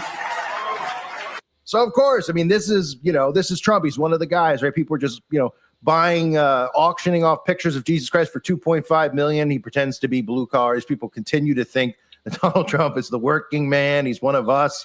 He's he's not one of these elite billionaires. It's an utter joke what we see. But what we really saw there was obviously mockery in front of us. If you think Donald Trump is auctioning this off, if you think these people are giving it the money to St. Jude's, think again. I've talked about this for years with philanthropy. You could read any of the books of these people, what they followed, Freemasonry and secret societies. Philanthropy is their cover. That's why you always see celebrities like Oprah, Bill Gates talk about how much money they donate to certain countries, to certain charities to make them look like good, wonderful people. This is all a front so that they look like good, wonderful people in front of you. And of course, if you found out what they were doing behind the scenes, you would arrest these people immediately, maybe do worse, but they pretend to be philanthropists so that they have a cover and a protection to use always and say, look, this is what I do. What do you do? Look what he did for the church. Look, they gave money to St. Jude's. All they have to do is show you or tell you that they're giving money to St. Jude's and people just automatically believe it. But did you notice? Because the mockery just continues. Who actually made the purchase? You saw this man go up on stage with his wife. Did you notice what his wife was wearing? The top hat? I mean, they might as well have just had the woman in the red dress from The Matrix go on stage because this couldn't be more obvious to those who are actually awake. The top hat is associated with Freemasonry, okay? It is a symbol worn by the worshipful master, the presiding officer of the specific Masonic lodge, okay?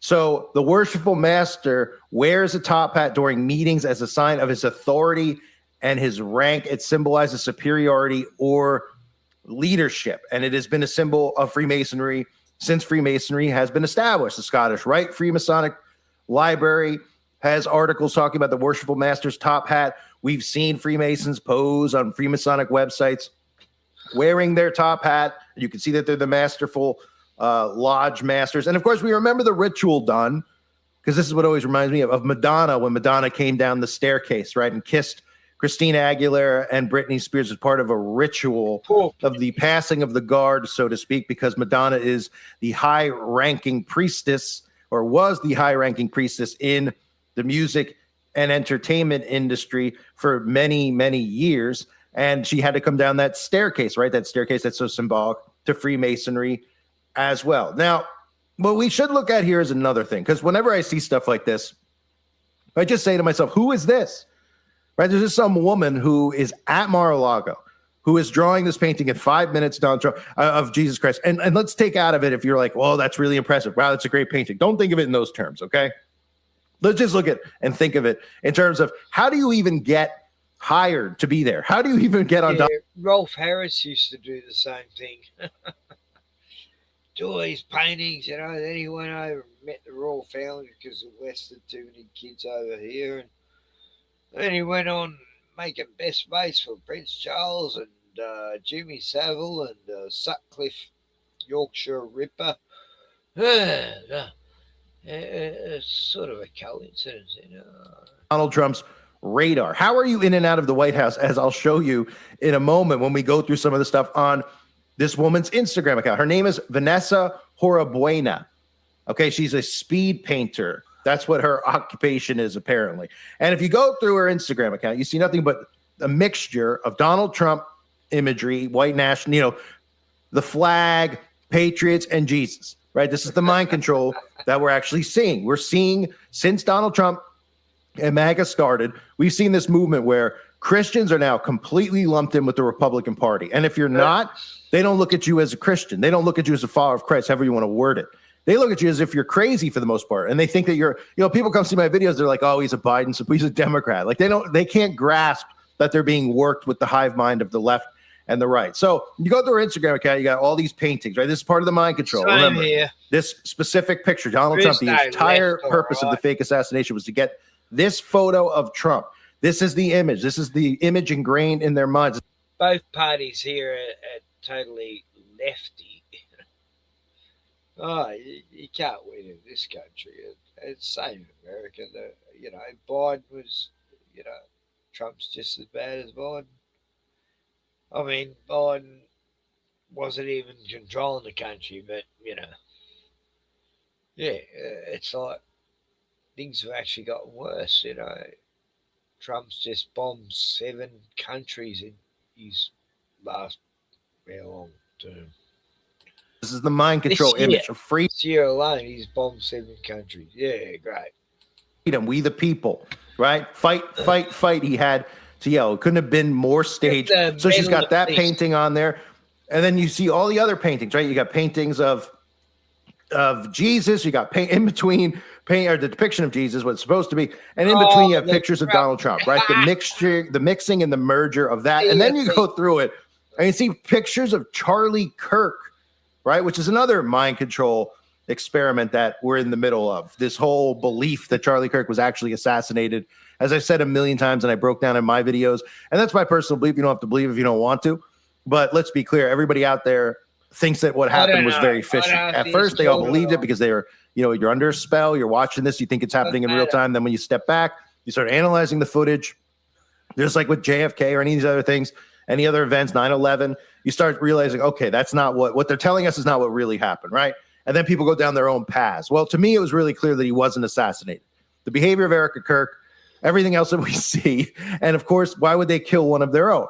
His character ran its course. It was better to martyr him and make him, you know, fake assassinate the character or assassinate the character, fake assassinate the human, if he is human, and ship him off somewhere else. He's Mossad intelligence.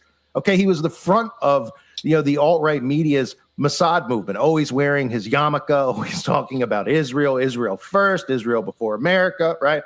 So she's got all these paintings up of him. And then she put this video up. I thought it was interesting. Let me play it for you real quick.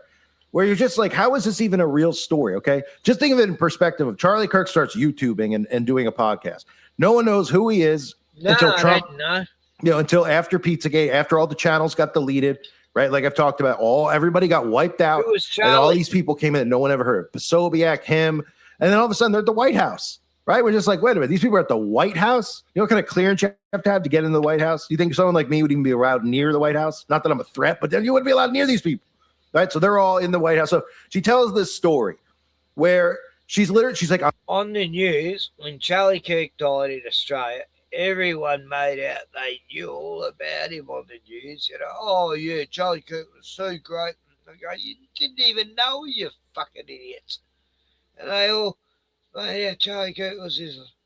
Everyone knew, and not one Australian knew who he was. You know? It was just pathetic.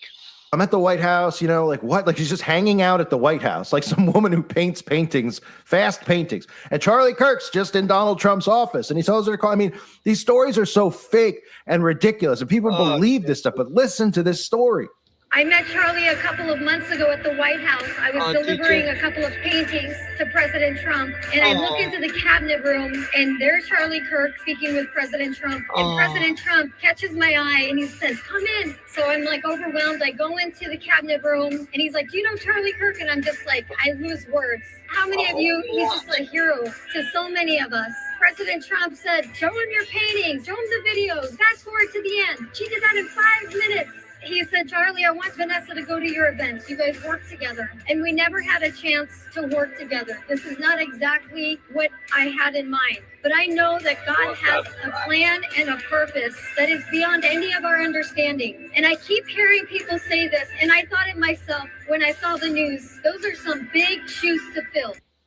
So you hear that and you're just, I mean, you should just go, yeah, it sounds a little bit sketchy, right? So what I normally do with these characters, and I call them characters because that's what they are, is I go through their Instagram accounts because they always reveal themselves, right? So I go through this one. I'm just looking at, you know, she's posting a lot of pictures of her paintings, not so much of herself, right? I see something like this, where there's a horse with one eye symbolism. And I'm sure most people say, okay, now you're stretching. Okay, just be a horse with the hair over its eye. Fine. And I continue to go and I see these paintings of butterflies.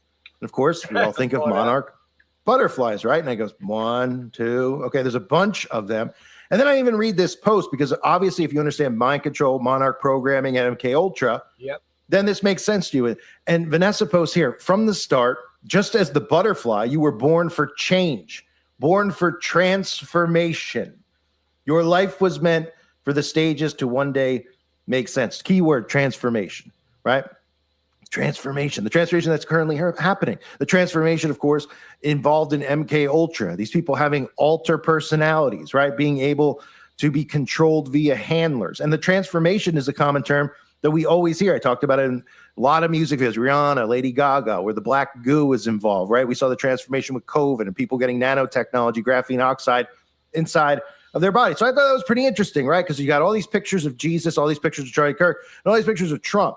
And then it starts incorporating the monarch. And then I continue to stroll and I see this. And this is just a random still shot. And I say, okay, now we're starting to see a little bit here, right?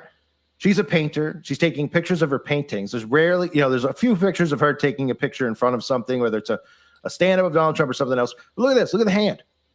That looks similar to you, the 666 hand sign, right? She just happened to get paint on her fingers, which I'm assuming every time she paints, she's getting paint on her fingers, right? I mean, probably. I mean, I don't paint. Okay, but I would assume, you know, okay, probably going to get paint herself. So if you're rushing, how convenient that she holds it up, takes a picture, and is doing the 666 hand sign. Isn't that interesting? It's kind of like all these celebrities that conveniently are on magazine covers or go out of their way to post in their Instagram accounts pictures of them doing the same hand sign over their eye or just holding it up in general, right? That is the 666 hand sign. So when you look at these things, people go, well, that's a stretch. Because remember, all of these shills want you to think that signs and symbols mean nothing. They want you to think numerology means nothing. They want you to think hand gestures mean nothing. When they're holding their hand over their eye in the magazine covers, they just ignore it. So you hear Alex Jones, all the alt-right media people constantly go, oh, these people, they're talking about the Black Eye Club like Roseanne did or Pasobia. Oh, they're doing, you know, because I held up the MAGA hand sign. That's because they think you're fools. And they treat you like fools because they communicate through signs and symbols, right? Like Confucius said, signs and symbols rule the world. Just like a gang, they communicate through signs and symbols. So why else would she post a picture like that? So we could see why she was chosen. She's the artiste of Donald Trump. She shows up at these MAGA rallies and all these Kirk events, right? Gets put on stage, auctions off these paintings. It's a mockery in a sense of Jesus Christ. Now, I don't know what's in any of these people's actual hearts, but I know that they do reveal themselves. And when I see this stuff, like this mixture of Donald Trump and Christianity, it's probably more sickening to me than anything else that I've seen in all my years of covering it. I've seen, you know, covering the stuff with trans.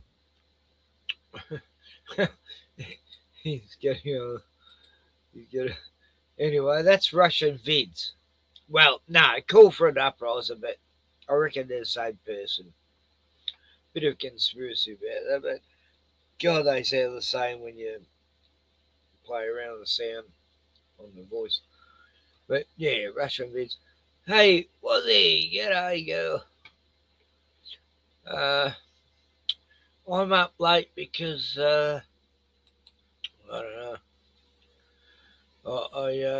I've had a whole week of looking after grandchildren. It's been great actually, and been very busy. And well, just because of the sun, warm weather, I've suddenly got energy to stream because the sun gives me energy and I come alive again because I fucking hate winter. And I'm like 10 times better than I normally am when it's a sunny day than it's not.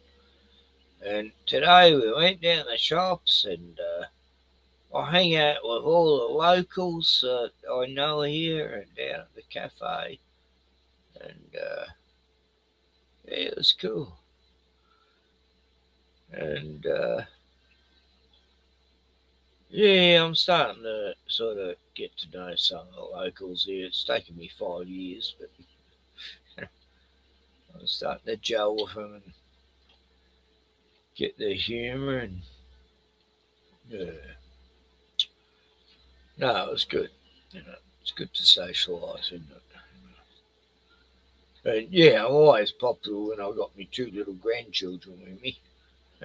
Everyone loves me then. Oh, can I hold them? No, some characters down there. It's good. I don't want to move from here, and go to retirement home. That's the problem. All these retirees here, and they end up going into old people's home and move out of the town they grew up in all their life. That must be horrific. Anyway, Frank. Good to see you, buddy. How's Florida? No alligators getting you?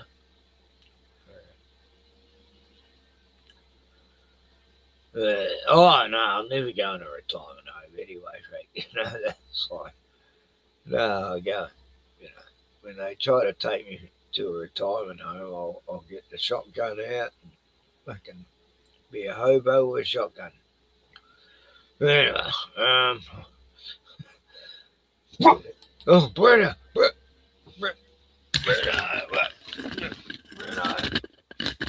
he's on the can't see Brenda. There. There's my best dog in the world, though. You're very popular now that Zeke's gone, and you don't have to fight with each other anymore. Poor boy. Zeke is a good dog, but a lot of people in town love Bruno because he was born and bred in this town, weren't you? And I adopted you and you went off the grid for a couple of years and then we come back here to your own home. What a funny circle of life. Hey, buddy. He's the best dog, eh? He's the best dog in the world. Like all my dogs have been. Yes. Right, Bono. But so what's happening outside? What's going on? He's a mastiff. He's a lot like a boxer. All right, Brent, you want to go out? Okay, mate. All right, buddy.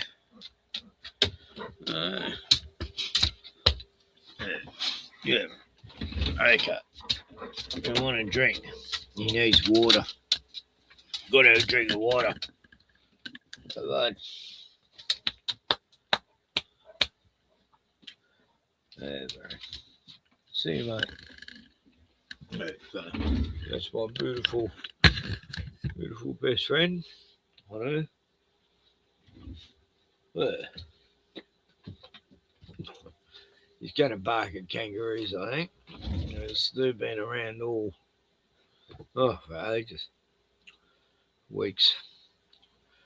The big kangaroo gang have been turning up next door every day. It's great, Little Kiva, she goes out and sees the hop-hops, she calls them. Hop-hops again. The kangaroos. I've been showing her Skippy, the bush kangaroo show.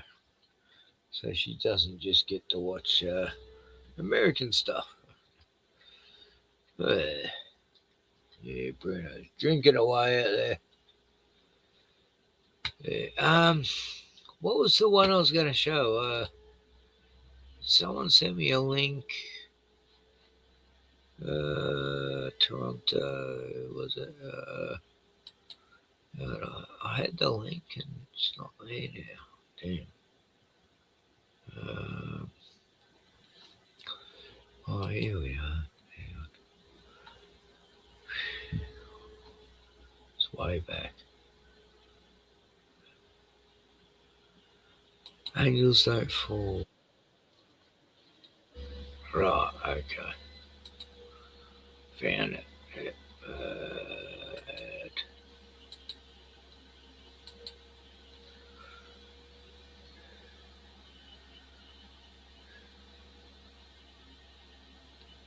Must be this one. Yeah. Okay, I need glasses lately.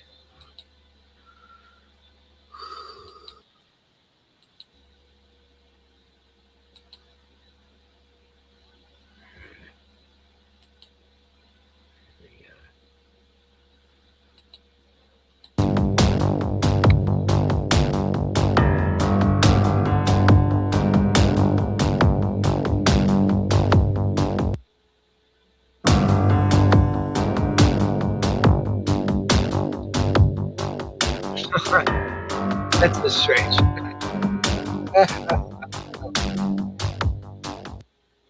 Right, okay, so those angels Trump means Nazi. What's a Nazi anyway? I mean,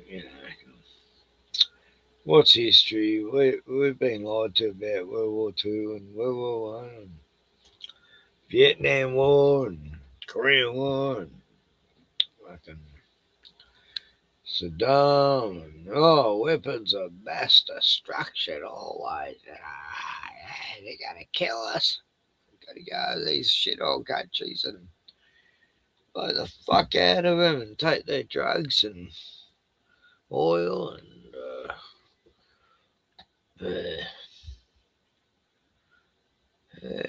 right.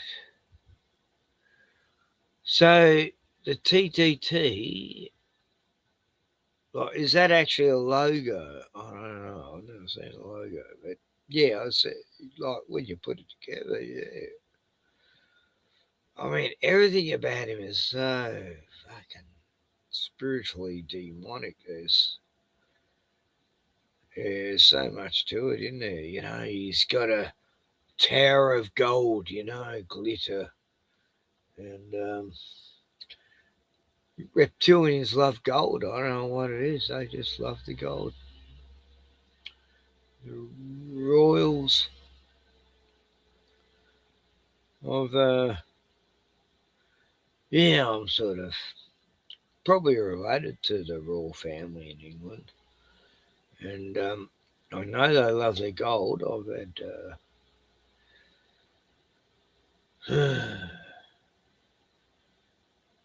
anyway, my grandmother, she just looked like the Queen of England. God.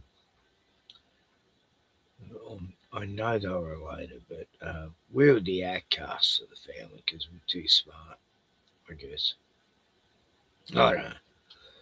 Anyway, I know we were servants of the royals once, and I had to explain why me grandmother looked like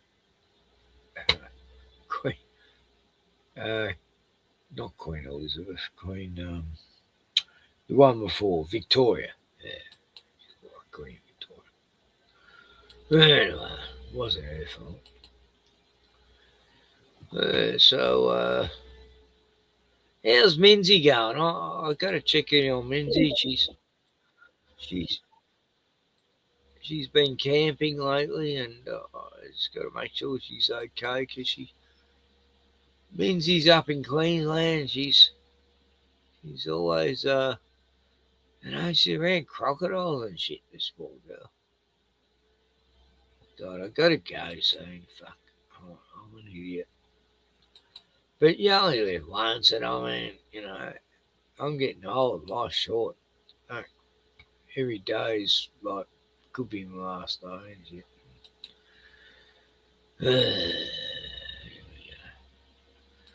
There's some a bit of bush craft of Minzy, and I got to speed it up because I will get copyright if it's not sped up. But us Aussies talk a lot slower than Americans, so it'll sound normal.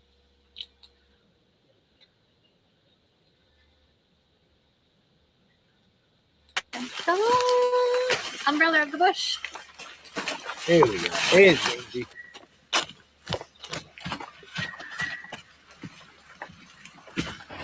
She knows her bush. Sounds hollow. I wonder if the platypus like it when it rains. Platypi? I should have learned the plural for platypus before I started this video. Back.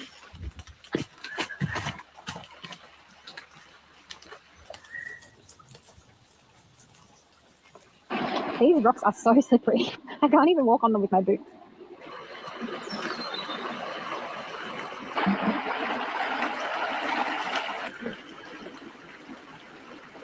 a leech trying to get on me.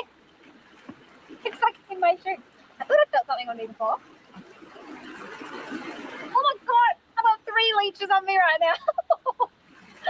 I knew that with the rain that there was just going to be leeches falling from the sky. He's too slippery. So go and get him. Okay, 2 down, 1 to go. I see you trying to hide on my shoelace. Leeches are like indestructible, I'm telling you. Wow, look at that.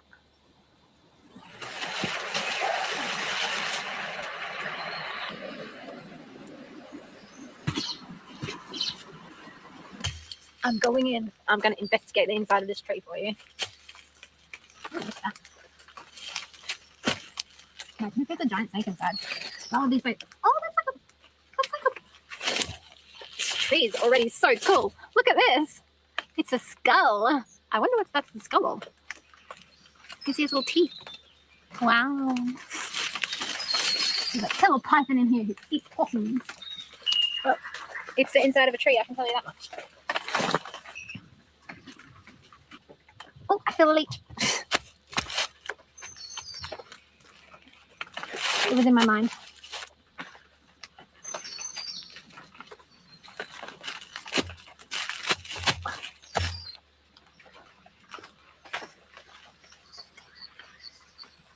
The platypus are native to Australia. They're really strange. They're kind of like a duck crossed with a beaver. The easiest way to try and find them is to look for all these little bubbles bubbling at the top of the weeds and then just look around and wait for them to pop up beside them. I just spotted a platypus just down here. Oh my god, it's so cute. Did you see it? I'm going to put my phone footage in there so you can see it.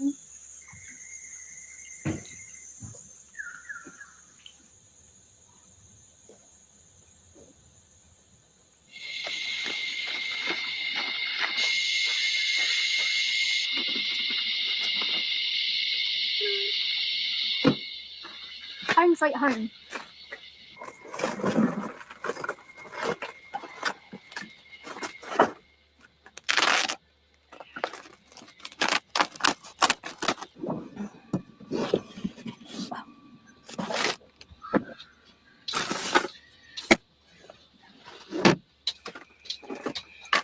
Some nice skinny pieces this time.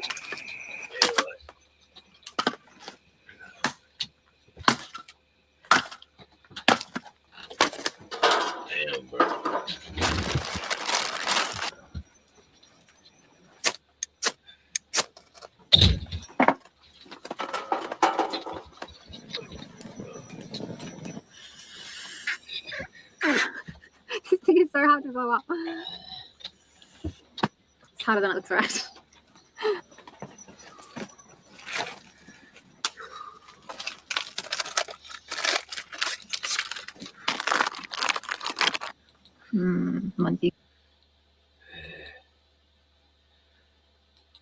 Anyway, I'm back. Bruno wants to go to bed, and I've just realised I've washed all my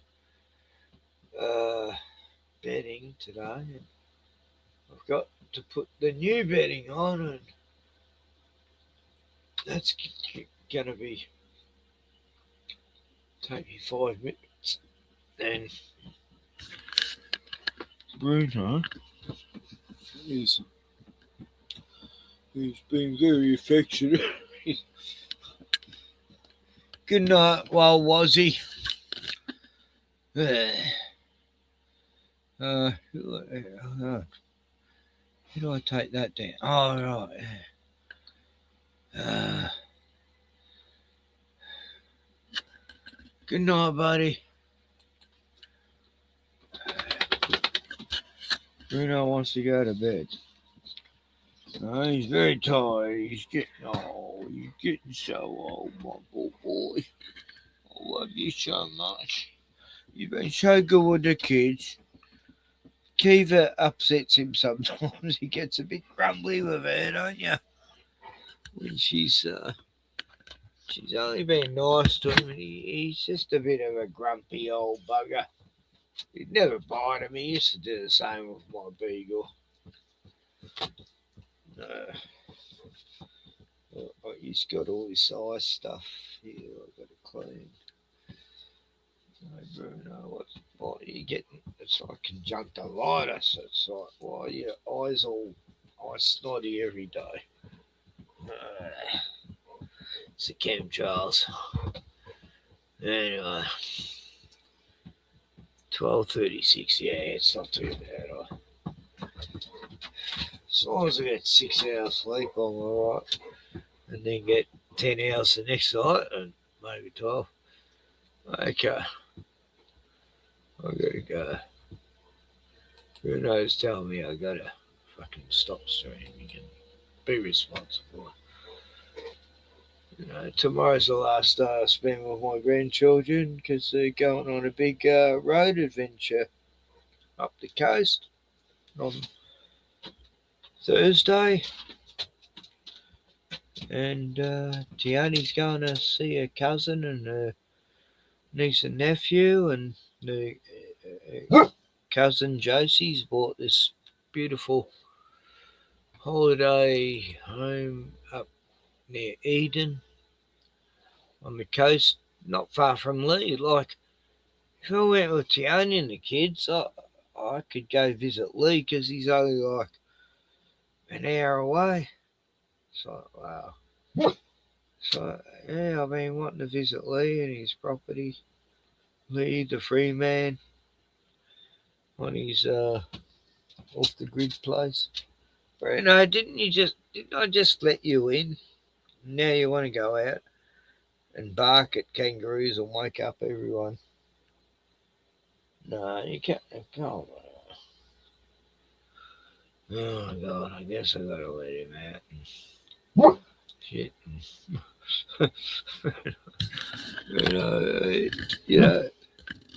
Looking after grandkids is just the same as looking after dogs, I tell you. It's if you look after dogs, you look after kids. I treat my grandkids just like I treated all my dogs. It's like no different, really. You teach them and try to. What the hell's out there, Bruno's? Bruno's going to be faced. What's out there?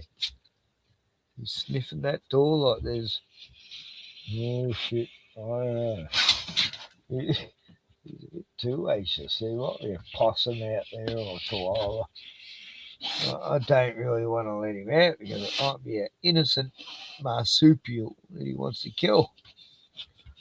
You killed a possum once, didn't you, Bruno? That was a terrible, terrible fucking crime. And he would never have done that.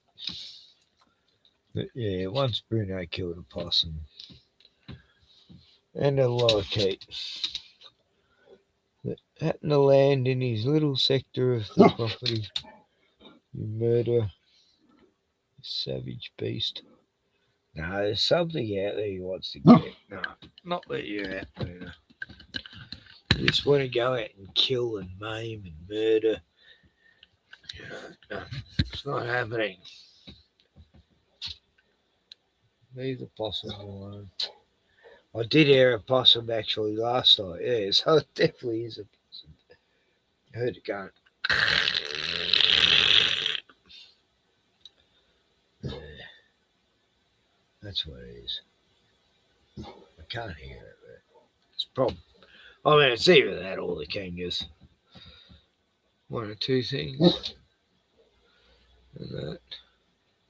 I finished my beers tonight. I've had some pomegranate juice. Pomegranate. Whatever you call it. Okay. Computer sounds a bit worry. I think it's saying, oh, I'm overtired. I gotta go to sleep.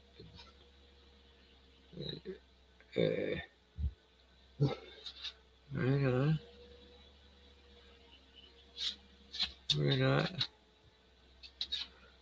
Yeah, I'll go out with Bruno in a minute just to see what he's barking at. Make sure he doesn't kill anything and then make the bed. God fucking hell. Gotta make the bed, damn it. It's such a hard job. It's gonna. Yeah, Bruno's nudging me. He's going. Stop streaming. Okay. I'm trying to find one song that's not going to get me copyrighted to leave on it. Nah. Can't find one. They're all just fucking.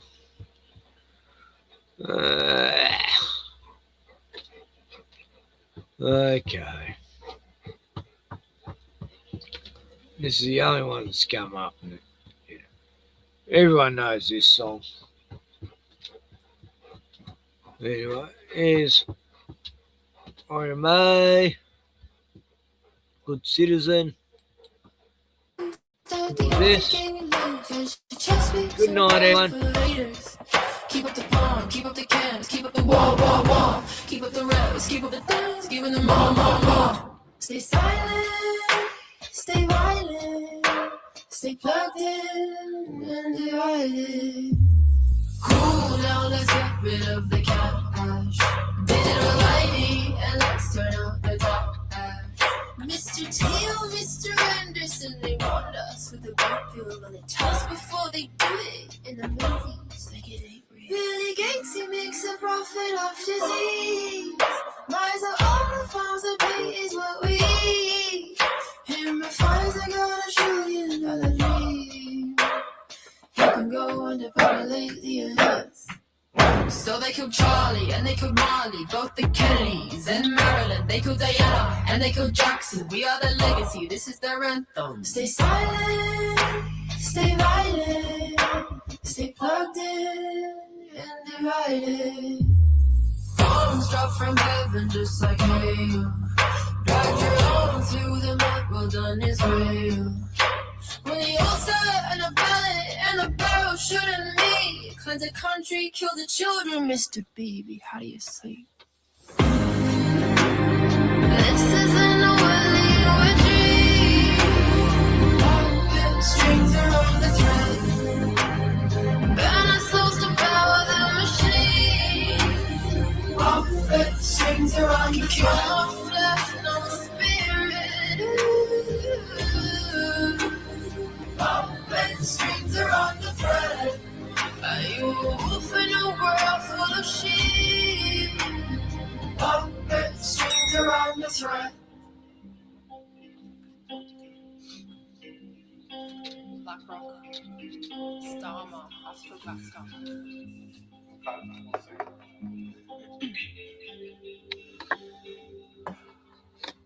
Volunteer watch just like horse, and BlackRock is back to his core. Funding the digital war, Starma like Judas and Tor. Now be a good civilian, while the folks on the hill keep making billions. Keep up the porn, keep up the cams, keep up the wall, wall, wall. Keep up the revs, keep up the dance, giving them more, more, more. Stay silent, stay violent, stay plugged in and divided. Oh, now let's get rid of the cash, digital ID, and let's turn out the dash. Mr. Teal, Mr. Anderson, they want us with the bar bill on the test before they do it in the movies, like it ain't real. This isn't a Hollywood dream. Strength are on the thread. Burn our souls to power the machine. Puppet strings are on the thread. No flesh, no spirit. Puppet strings are on the thread. Are you a wolf in a world full of sheep? Puppet strings are on the thread. This isn't a Hollywood dream. Puppet strings are on the thread. Burn our souls to power the machine. Puppet strings are on the thread. No flesh, no spirit. Puppet strings are on the thread. Are you a wolf in a world full of sheep? Puppet strings are on the thread. Once you perceive what lies beneath the surface, once you glimpse the truth behind the polite illusion, you are faced with a terrible choice. Do you speak or do you remain silent? If you speak, you disturb the dream. If you stay silent, you disturb your soul. This is not a simple dilemma. It's an ancient tension between truth and belonging, between authenticity and acceptance. When you speak, when you dare to name what others deny, you risk being cast out, and not always gently. Gently, gently, gently, gently, gently, gently, gently.